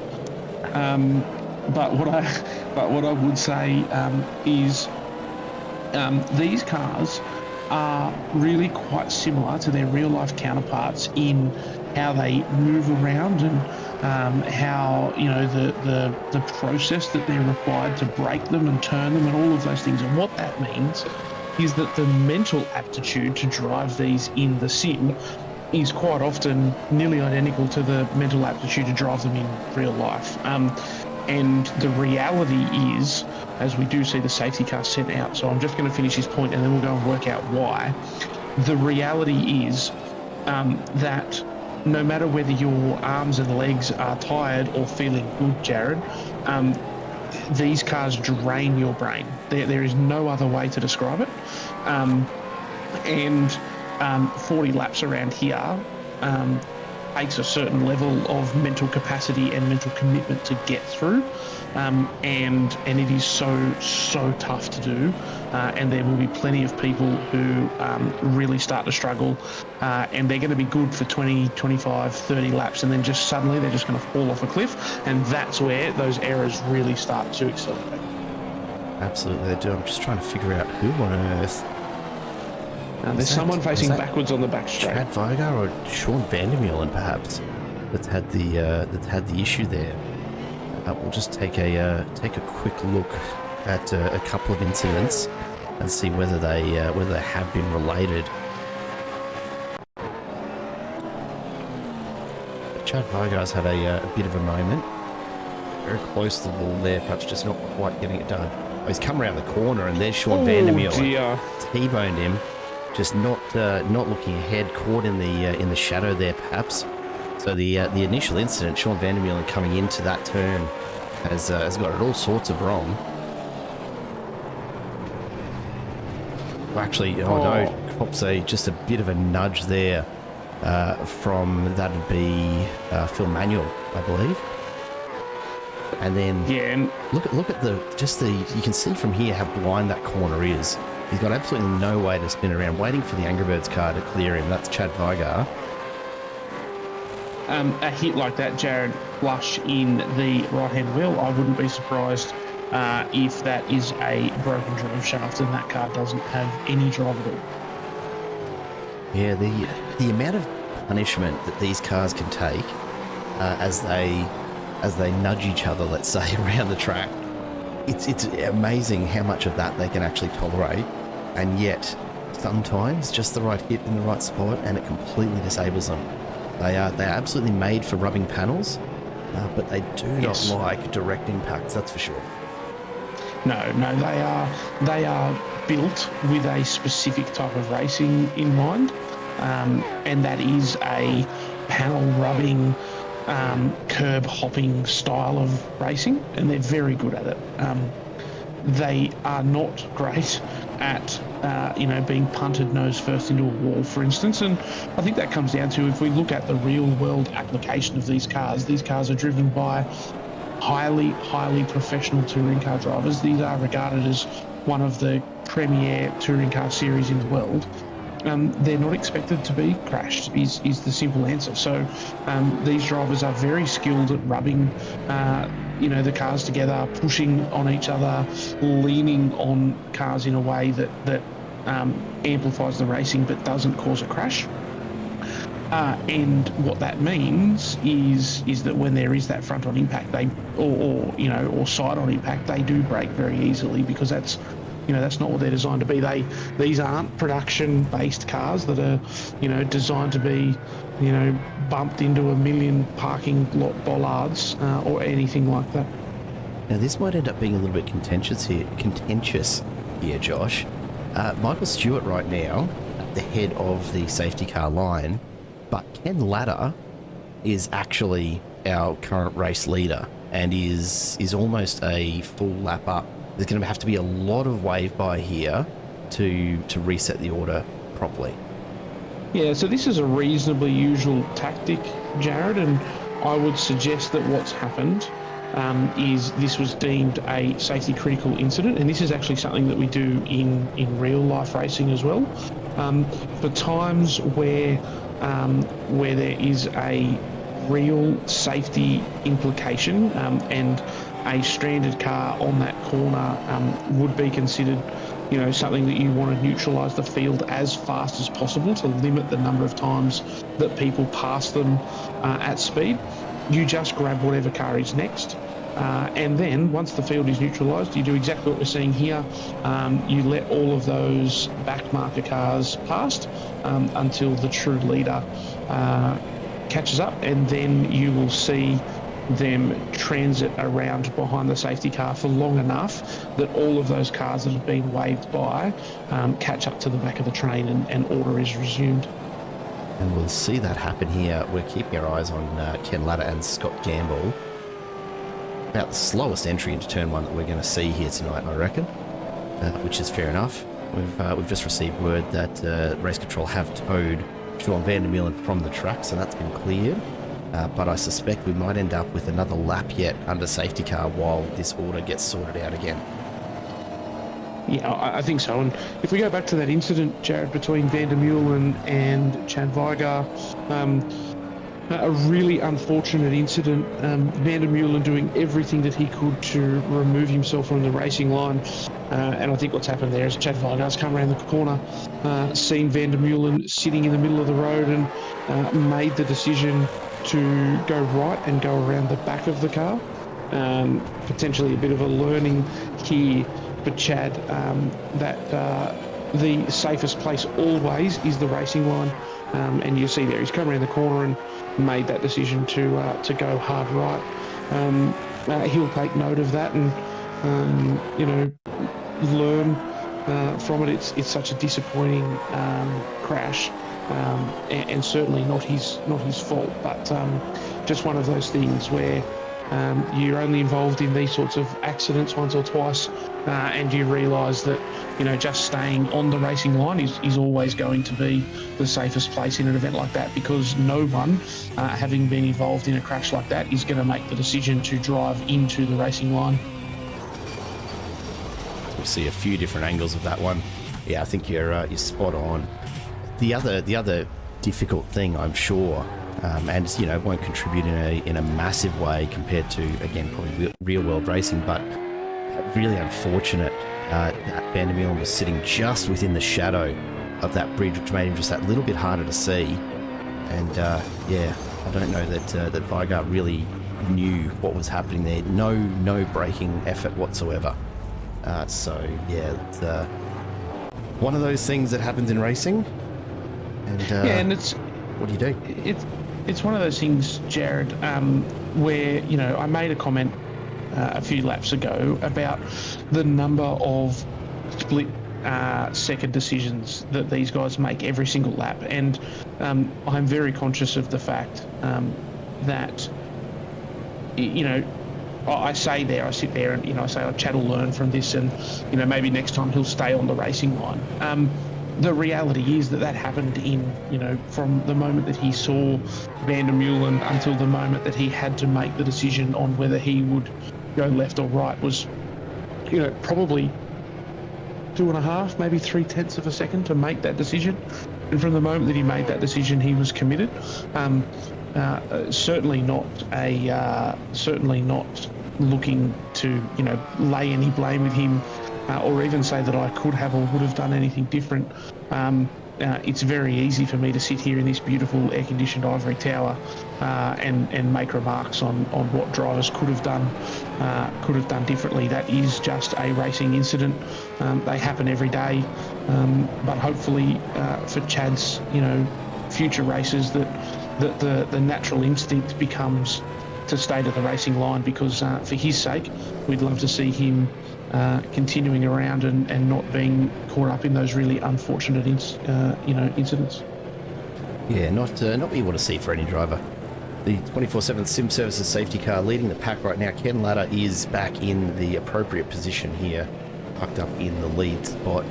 And certainly for Latta, for Gamble, for Matt Vanderkraan, for Jamie Dyke, the timing of their pit stops could not have been better to find themselves in this position.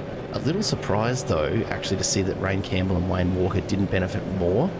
They both came in on lap 20, just a few laps ahead of the safety car being called, and I'm sure they were hoping that they were going to end up just a little further up than they are right now, 5th and 6th currently. But unfortunately for them, Latta, Gamble, Vanderkraan and Jamie Dyke all getting in and out of the pits fairly quickly this time around. and it's made the difference for them. One of the potential problems for Ryan Campbell and Wayne Walker, once that safety car's called, Jared, obviously you can't pass anybody. And if you do happen to get caught behind drivers who decide to back right off or anything like that, you are at their mercy, and you just have to follow them at the pace they're doing. All the guys at the front kitted right as the safety car was called, and what that meant is that they were able to get in, get out.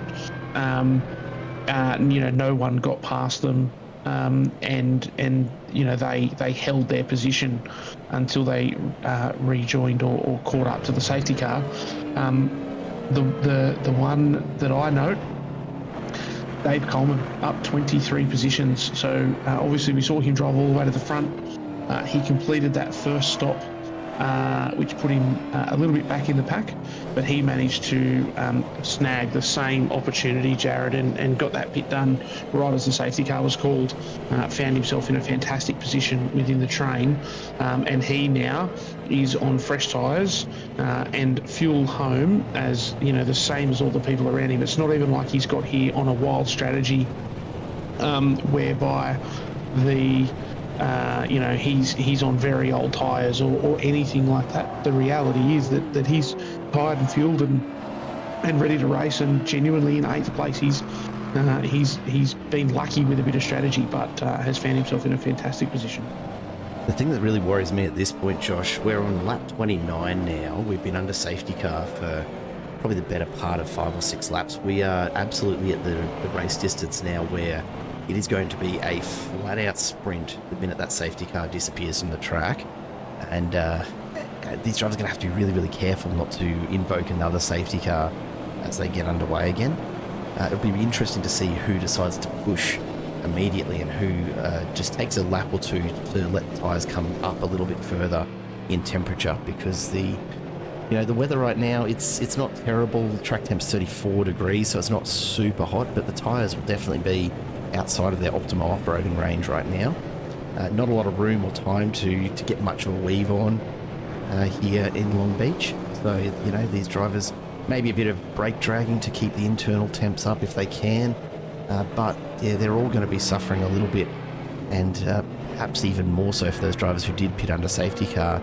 Maybe they're going to be at a disadvantage to the likes of Campbell and Walker, who have at least a bit more residual heat in the tyres as they come around to prepare to get underway again. Yeah, it'll be interesting. These cars actually react quite well to cold tyres. You can lean on them more than you might expect, and I think that's because the tyres on these cars are so soft. They go from working really, really well to working really poorly in only a couple of laps. So I think that these guys are very deliberately not weaving or anything like that. They're, like you said, the track's 34 degrees. The tyres aren't going to be stone cold. And these guys are really looking to keep those temps nice and low, keep the tyres fresh. The last thing they want to do is rip all of that nice rubber off, weaving backwards and forwards, and they are going to be looking to go absolutely flat out as soon as they can. And like you said, we're looking 10 to go this time around. Hopefully the safety car's in this lap and a 10-lap sprint home. I certainly don't want to insinuate that I like seeing incidents, but if you're going to have one, how good is a 10-lap sprint home? Yeah, look, I can't argue with it. It's always good fun for us, at least. Now, we do see now Vigar's in the pit lane, so the safety car has pulled away.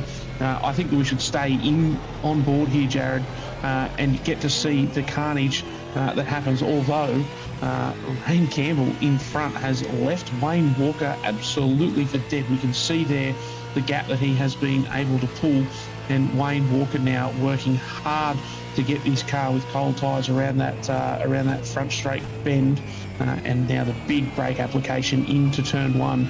Everything appears to be cool, calm and collected. A bit of a shame that we didn't see more of a battle to start this race, but certainly the first 6, as far as we can see, all nicely in a line. Scotty Gamble, though, He did put it in the fence on the way out of turn 5. Hasn't done any damage, I don't think, but certainly let Jamie Dyke dive straight through. So we currently do have a Fishy Motorsport 1-3. And it's going to be interesting to see how the guys go from there. Wayne Walker has reined right up on the back of Ryan Campbell, and he is now all over him. Although there's that oversteer, Jared. We just continue to see it. There is something going on in this setup that Wayne Walker doesn't necessarily agree with. Maybe it's just a little bit of impatience, but he is certainly struggling more than usual to get the power to the ground. Absolutely, and look, just unfortunate for him that he's having to fight it back because he did get caught out. Ken Latta made the jump fairly early after the safety car came in, and Walker was still, on the slow exit from the hairpin as the 5 cars ahead pulled away, and that's really what's caught him out and left him, just with a bit of work to do now as we come on down to the first turn once again. And just so much of the field spaced out. You can see the difference between this safety car period and that we saw in the first race, where I think it was Vanderkam or Walker that actually took them all the way to the start-finish line before jumping on the loud pedal. The early jump from Latta has just created some huge holes in this field and really spaced them out very, very quickly, because it's just a matter of that hairpin slowing down everyone who's still stuck in it, while the field ahead has the opportunity to pull away. Yeah, absolutely, Jared. I made the comment in the first race that if it was me out the front, I would be getting on the loud pedal as early as I possibly could for that exact reason. You're accelerating away at full throttle while other people are still, braking and checking up and trying to work out how to get through that hairpin. The last thing that you want, in my opinion, is to let the field bunch back up on the front straight and wait for you. You want to be gone as early as possible. And really, I think that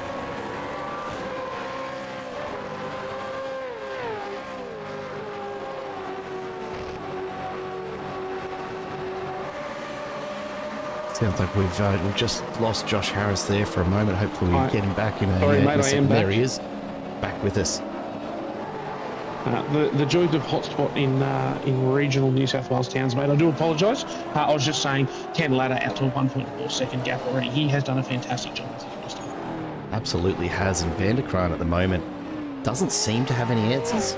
That said, it could just be a case of getting those tyres up to temp before he starts to really attempt the push at this stage. Troy Sipple's had a big one in the background by the look of things, and it does look as though he's had to get back into the pits. We'll see if we can take a quick look at what happened here. And into turn 1, unsurprisingly, turn 1 catching out again. Big contact with the wall, absolutely broken suspension in the front end. And I don't think he's going to be able to get that back, so he's had to have that towed. Just turn 1 every time at Long Beach comes up with the goods for us. Yeah, look, that's an unfortunate reality of places that Mustangs should be.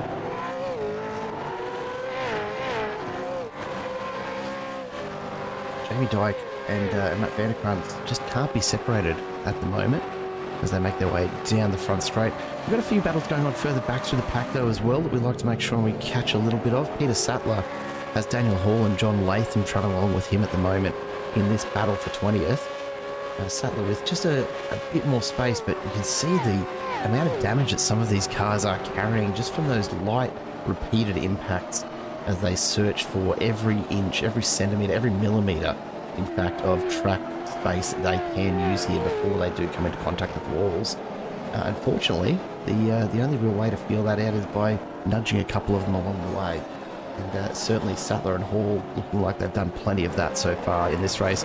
Matt Vanderkam now under some pretty serious pressure from Jamie Dyke, who's closed it right up to within 3/10 as we make their way down the back straight. This is going to be a real opportunity for Jamie Dyke to perhaps get a move on, and we'll jump on board with him and just see if he does have what it takes, or if he's setting up for a turn 1 pass here as we get around to start lap 34 of 40, coming very, very quickly towards the end of this race. Vanderkam hard on the brakes, gets it pulled up.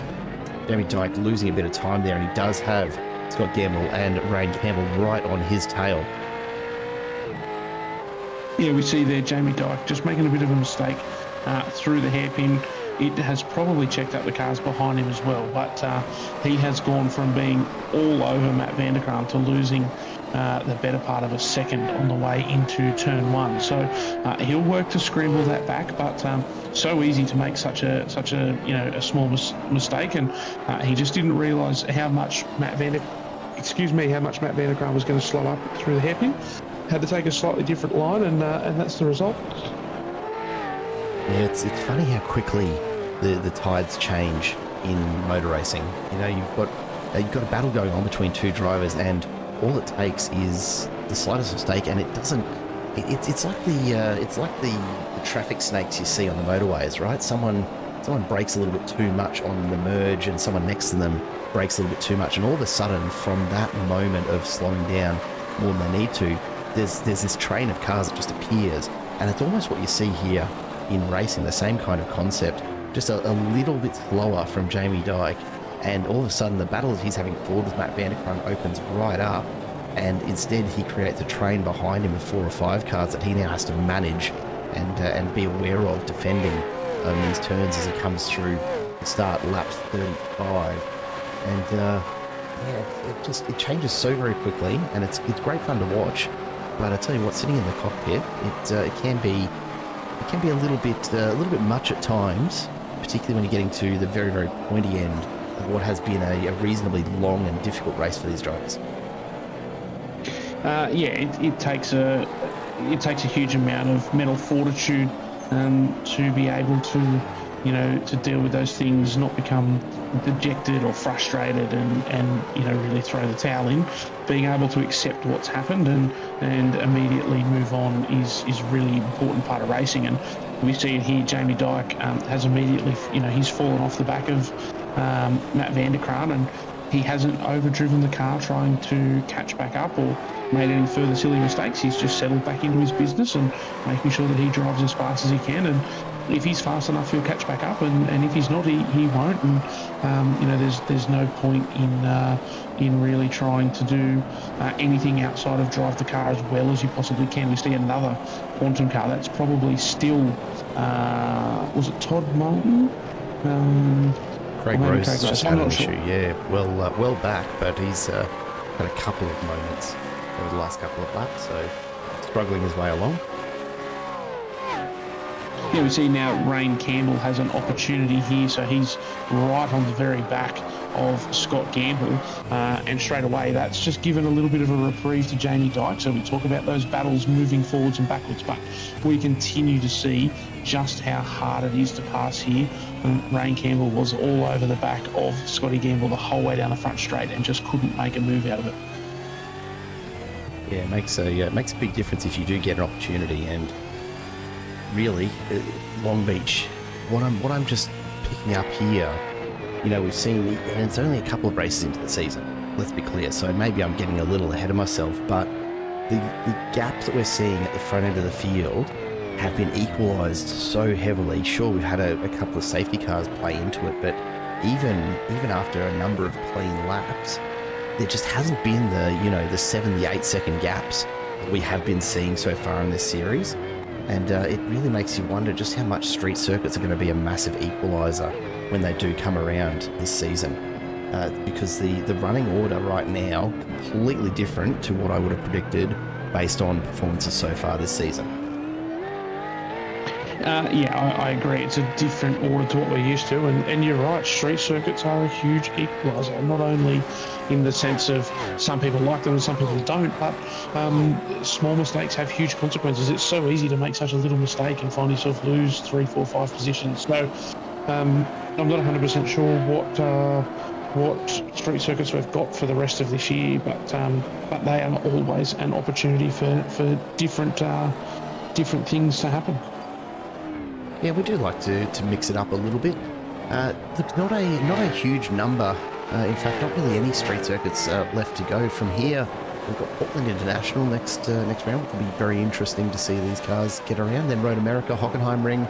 We go to Jerez after that. Then we go to the Bend for round 8, Misano and Okayama. So, look, it's probably to the relief of some of our championship contenders that they're not going to see more street circuits, and they're going to have a bit more of an opportunity to exert their dominance over the racing so far. Yeah, it's going to be interesting to watch. There's no doubt about that. Yeah, it is, and lots of different tracks there with different personalities, should I say. You know, there's still a lot of variety coming this season, which is fantastic. But importantly, there's still 3 laps tonight of an incredibly difficult circuit with lots of well, actually I shouldn't say lots of battle packs. There is plenty of spread across the field, but there is this one battle pack, particularly for 3rd, 4th, 5th, and 6th. There is a 4-car train here that is really forming up, and Jamie Dyke is under all sorts of pressure. There is no doubt about that. He's got his work cut out of him to get this Fishy Motorsport car home in 3rd place tonight, Jared. Doing a great job of it. We know Jamie Dyke's absolutely able to defend. The question is, we haven't really seen Gamble, Campbell, or Walker needing to attack as hard as they need to right now. We're down to the last 3 laps of this second race, and Jamie Dyke looking reasonably comfortable at this stage. He's not able to close the gap to Matt Vanderkraan ahead, so perhaps a little resigned to 3rd place here as Vanderkraan starts to slowly reel in Ken Ladder out in front. But Jamie Dyke, probably in the right position here. There's not a lot of work you need to do to cut off the lines for drivers trying to pass here at Long Beach. So it's going to be a little easier for him to perhaps control this. This is key though, the exit out of the hairpin. If he gets that wrong, that's what's going to cost him that place. He needs to nail that the remaining 2 times that he's got to go through it, or he's likely to lose 3rd. That will be the absolute key to him maintaining that position. Yeah, you're absolutely right. And there's just a hint, it looks to me like just a hint of understeer coming into that car through that final hairpin, so that's presenting him with a bit of a challenge. But once he gets into this blowing section, as long as he hits his marks, he should hold his position. Very frustrating for the 3 cars behind who just want to get a wriggle on, and potentially all faster than him, all being held up. But we've talked about it all night, just not able to find a way past, and it's really brewing up into a fantastic battle. And these battles on street circuits, in my opinion, are one of the things that makes supercars racing so good. It's a lot of fun. It's a lot of fun to race people, but importantly, it's a lot of fun to be able to defend. Racing's not anywhere near as much fun, in my opinion, Jared, when it's only passing.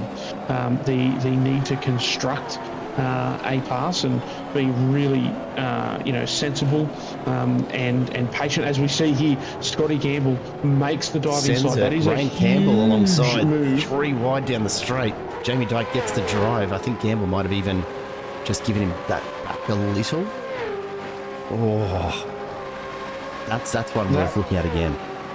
That was a huge move down the inside. It was absolutely fantastic, and shows the quality of driver that Jamie Dyke is. Oh no, as we see Scotty Gamble sideways into the fence, the exact same thing that we saw with Rain Campbell in the first race, as these guys continue to be side by side. This is huge stakes at the moment with a potentially wounded car for Scott Gamble. Rain Campbell now in the fence, which brings Wayne Walker into it. We also see Poynton, Coleman, and Stewart and Allman all involved in this. These guys have lost a huge amount of time. They've lost 4 seconds to Dyke, and then there's a further, 3.5 seconds to Dyke. This is the final lap. This is the final half of the final lap here as well, Josh. It's worth pointing out. Jamie Dyke looking very comfortable. Our podium here as well as sorted, and he's probably cheering in that cockpit right now. But this red mist, you could see it from Rain Campbell. He's been nudging the back of Scott Gamble all the way around this lap. This hairpin, this is going to be really, really interesting to see what happens as they come to the hairpin for one last time. Does Campbell go for a dive, or does Gamble cut him off? And as it stands, Ken Ladder comes across for his win. Matt Vanderkraan, Jamie Dyke gets 3rd. And at the line, no change in that order, but only because I think cooler heads perhaps prevailed there, and they realised that it wouldn't be worth perhaps incurring the wrath of the stewards there, because it was certainly threatening to come a bit undone there, wasn't it? Yeah, it was, and really interesting to see Scotty Gamble be able to complete that lap with that car, considering the amount of damage that it looked like he sustained in turn one on that final lap. But fantastic to see, and what a way to finish that race. As fun as it was to call that, Jared, and as much emphasis as we put on it, what a drive out the front from Ken Latta. He, from that safety car onwards, he absolutely owned that racetrack. There was just never any doubt about it. He was cool, calm and collected and just drove away from the front of the field. Yeah, it's what you love to see, isn't it? And it's not something we've seen from Latta. I think that'll be his first win for the season, unless I'm forgetting something along the way. He's certainly been up amongst it, but really interested to see what this might mean for his positioning in the championship, because a few of those top contenders actually dropping quite a few points here in race 2. Gamble, Campbell, Walker, all further back. David Coleman finishing in 8th, which is no mean feat either, up 23 positions this evening. So a huge effort there.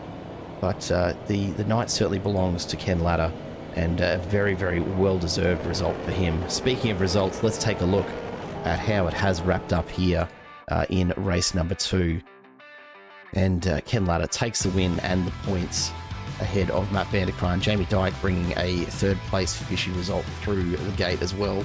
Then Scott Gamble, Rain Campbell, Wayne Walker ahead of Mark Point and David Coleman and Michael Stewart. Luke Orman rounds out the top 10. Stephen Varga finishing in 11th ahead of Lorne McKee, then Whiting, Rushworth and Clifton ahead of Damon Fisher. Simon Farrington and Dean Logsdale behind them, and then John Latham and Daniel Hall round out your top 20. What a finish, Josh.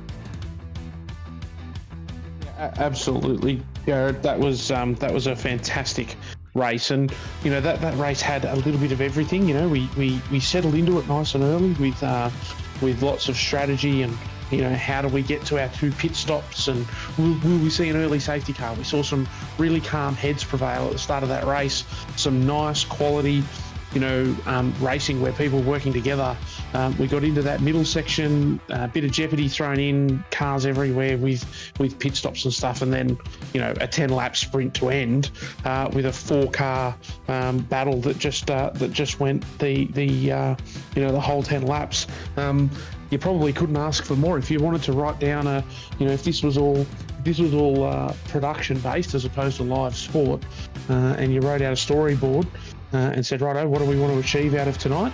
I think that we got it. Yeah, I reckon so. And someone who got certainly well and truly more than they were perhaps bargaining for in those last couple of laps is none other than Jamie Dyke. Jamie, welcome back to the booth, mate. We thought you were going to be under a huge amount of pressure there, but in the end, getting just a little bit of breathing room. Yeah, just a little bit. I saw the torpedo coming from behind and thought I'll get around turn 1 before that happens. That was a huge move from Scotty Gamble into the hairpin there on the end of the second last lap. Jared raised the question, and certainly not something we could tell from the footage. Did Scotty Gamble get out of it and give you that back, or did you just get a better run out of that hairpin after he did dive down the inside? I'm not quite sure. He might have, but every time he kind of stuck the nose in on the inside, on the outside, I was getting better runs anyway. So I wasn't quite sure.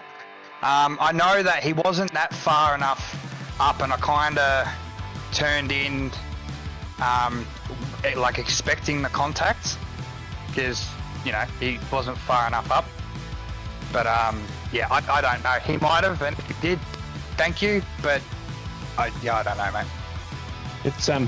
It's a pretty exciting way to end the race from our perspective. Up until that exit of turn 1, where you suddenly had a few seconds up your sleeve, there was 4 cars breathing down your neck for that whole 10-lap run.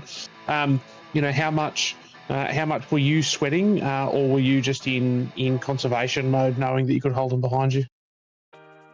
A little bit of both. Again, I was sweating. It's definitely hard to keep this thing, straight. To be honest, I didn't really save. I pushed and pushed and pushed, and I don't know if you got caught, but the lap the safety car was called, I actually had a half spin and let Van der Kraan and Kenny pass. No, we missed that. There you go. It was I think third turn after the fountain, so you got a right, and then a left. Around that left-hander, I almost looped it.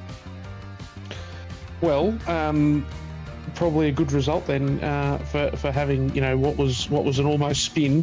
A fishy 1-3 must have been pretty cool in the VC, and then Dave Coleman up 23 spots into 8. So a pretty good night for the team as well as you personally, mate. Yeah, it was a mixed board, I'd say. Coleman got really lucky with the safety car, and it all went down, and then some other teammates, got bent over from it. So it was kind of the luck of the draw, but me and Kenny were lucky enough to be at the front and could kind of pick what we were going to do. Well, mate, it's good to see. Congratulations on another fantastic result. It's certainly not going to be a bad thing for your championship. We'll let you get back to the team and celebrate, but congratulations on getting around this place 56 times, I think it was, without much of an incident. Yeah, thanks, mate. I half expected it was going to be a drop round, but I'll take a P6 and a P3. Thank you. Well done, Jamie, and hopefully we get to chat to you again sometime soon, hey? Have a good night, boys. Jamie Dyke there, taking out P3 in the end for race 2. We jump now to second place, and we welcome back to the booth none other than Matt Van der Kraan. Matt, not a bad little result for you for this evening. Yeah, look, not bad. A little frustrating. A good driver would have won that race if they were me. I made a few just little errors. Had a horrific in-lap on that second safety car. Mate, but I'm not complaining. It was a hell of a lot of fun, and Ken just took off like a scalded cat after that second safety car, and I was like, wow, would you mind slowing down, dude? Yeah, he certainly had some pace tonight, and it's something we've been seeing just hints of throughout the season so far, but street circuits maybe a little bit more his jam, hey? Oh, don't worry, mate. Every circuit's Kenny's jam. He's one quick dude. I'm interested to know, Matt, how quickly after that safety restart did you realise that Kenny was gone and turn your attention to Jamie Dyke? Because until Jamie made a little bit of a mistake out of the hairpin there, it was looking like shaping up to be a pretty mighty battle between you two. Yeah, I was really impressed with Jamie's pace. I knew they were both using up a lot of tyre. And I wasn't. So I thought, I might be a chance. And I started gaining the 10th or 2 on Ken a lap, but it was never going to be enough. And then, in the last lap, I didn't gain anything. And, Jamie had me nervous, 100%. Well, good to see the rivalries continuing, mate. A really stellar set of results for you tonight. I'm keen to take a look at the provisional championship standings once we've wrapped up here. But for you, probably almost the very best results you could have hoped for. Congratulations, a solid drive right throughout, and hopefully not the last time we get to speak to you this season. Yeah, appreciate it, boys. I hope to speak to you again. No guarantees, but I'll be doing my best to jump back in this booth. No pressure, mate. No pressure. Looking forward to it. Enjoy the rest of your evening. Matt Van der Kraan takes out P2 in race number 2, and a very, very impressive result indeed for him tonight. We go, of course, now to our winning driver, and we will see if we can get Ken Latta into the booth. If you bear with us for just a moment, folks. Ken, do we have you with us? Yes, you do. Mate, what a phenomenal second race for you. Congratulations on the win, first of all. The pace tonight that we've seen from you, it's something you've been almost waving under our noses here in the commentary booth for the first couple of rounds, but tonight you've just been, I don't know, just set free a little bit by the walls of Long Beach. A street circuit's very much your preferred environment here, or what's the go? We do pretty well around these type of circuits. Obviously in that first heat, I suffered a bit of damage with the failure of one of the lads into turn one, and the car seemed fine for about 5 laps, and then it was just washed out the front. I felt like I had nothing, and then fortunately enough, Jamie was there to sort of protect my spot there, which sort of set me up for the next race. But yeah, definitely, I think I've found something in the second race, which helped me keep the tyres together, keep the pace up, and particularly when the tyres were coming off. And that definitely showed, I think, tonight. And we were just having a chat to Matt Vanderkraan, and he said that certainly from the safety car restart, you just absolutely vanished. We could see that from our perspective. We spent a huge amount of time focused on the battle for third, which raged the entire time that you were out the front doing your thing.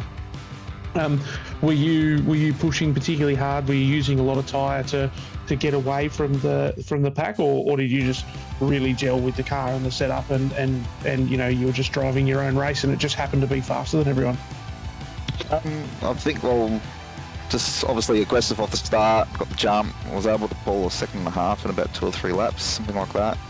And then once I sort of got that gap, I just started settling down a little bit, and just to bring the car home, but obviously just trying to keep a good consistent pace to the end, so I felt safe. Well, mate, a good consistent pace was absolutely rocket fast, so it's pretty special to see, and I think that you will have just put your name up in lights for the next couple of rounds at the very least. There'll be some people paying attention when they see you around them on track. You've done a fantastic job. Next week, I think we're off to Portland International, which is not exactly the same sort of circuit. So are we going to see another good week from you there? Is that somewhere that you're keen to get to? I honestly can't picture the track at the moment, but I'll probably get there and go, oh yeah, I've been here before. But always trying to put a certain amount of effort in to make sure that I'm somewhat competitive. So I'm certainly going to be doing my best to be up the front on the podium, or if not win it again, which would be awesome. Somewhat competitive is certainly the understatement of the night, mate. A fantastic drive there in race 2. Congratulations on the points. And looking forward to the opportunity to welcome you back to the booth again with some more results later in this season. Congrats again, though. We'll let you get back to the team. All right, cheers, guys. Thank you very much, and I'll catch you next time. Ken Latta from Fishy Motorsports taking out the win in race number 2 here tonight. And Josh, a really just a stellar race from Ken. Once he got out in front, there was really no stopping him, was there? No, absolutely not. That was a clean pair of heels that he showed. I don't have all of the data available to me that I normally do. I certainly can't sit there and have a look at the lap times that he put in at the back end, but I know they were fast. There's no doubt about that, and clinical as well. So not a scratch on that car at the end of the race. He's done an absolutely fantastic job, and thoroughly deserved. There wasn't a huge amount of luck that went into that win, that's for sure. No, and to give you a few of the stats, folks, the fastest lap I can see recorded there in race number 2 was from Wayne Walker, a 120.55. Scott Gamble and Rain Campbell both recording a 120.82. Ken Latta a 120.81. So make no mistake, he absolutely had pace. There was not as much luck in it as I think he'd have us believe. And I am certainly very, very excited to see what Portland brings. I don't know if Ken will have raced it before in the Supercars or not. It's a new track to iRacing. Some of you may recall it only arrived, I believe it was last season, if memory serves, Josh. And yeah, that's correct. I've done a bit of racing there myself. It's one of the newer tracks that I'm a little familiar with. It's going to be a real struggle in a supercar, let me tell you. I'm really, really interested to see what we get there. But before we get to that, we do have to wrap up this round, and let's take a brief look at the provisional championship points. Wayne Walker remains out in front, but hasn't that gap fallen with Ken Latta's results tonight? 850 points for Walker, 813 for Ken Latta. Jamie Dyke looks like he may move up a spot. Rain Campbell dropping 1, but nothing in it between 3rd and 4th. Matt Vanderkraan goes up a little. Scott Gamble drops a little further back. Surprisingly, Point and Varga and Rushworth unchanged in their positions after all of that. But of course, Allman, Stewart and Whiting benefiting quite a bit from their race results tonight with Chad Vigar and Sean van der Meulen not having the nights they would have hoped after they came together in race 2, and certainly cost themselves quite a number of points, dropping back to 13th and 14th. That said, this is only round 3. There is a drop round to be taken into consideration at some point. So this is all a bit of spitballing at this stage, really, isn't it, Josh? Yeah, absolutely. It is. There's still plenty of racing to go this season. There'll be some more changes. I reckon another 2 weeks, and we can really start to pay attention to what's going on here. We are in reality only one bad round away from a complete shake-up for most of these drivers. Gotta love motor racing for exactly that reason.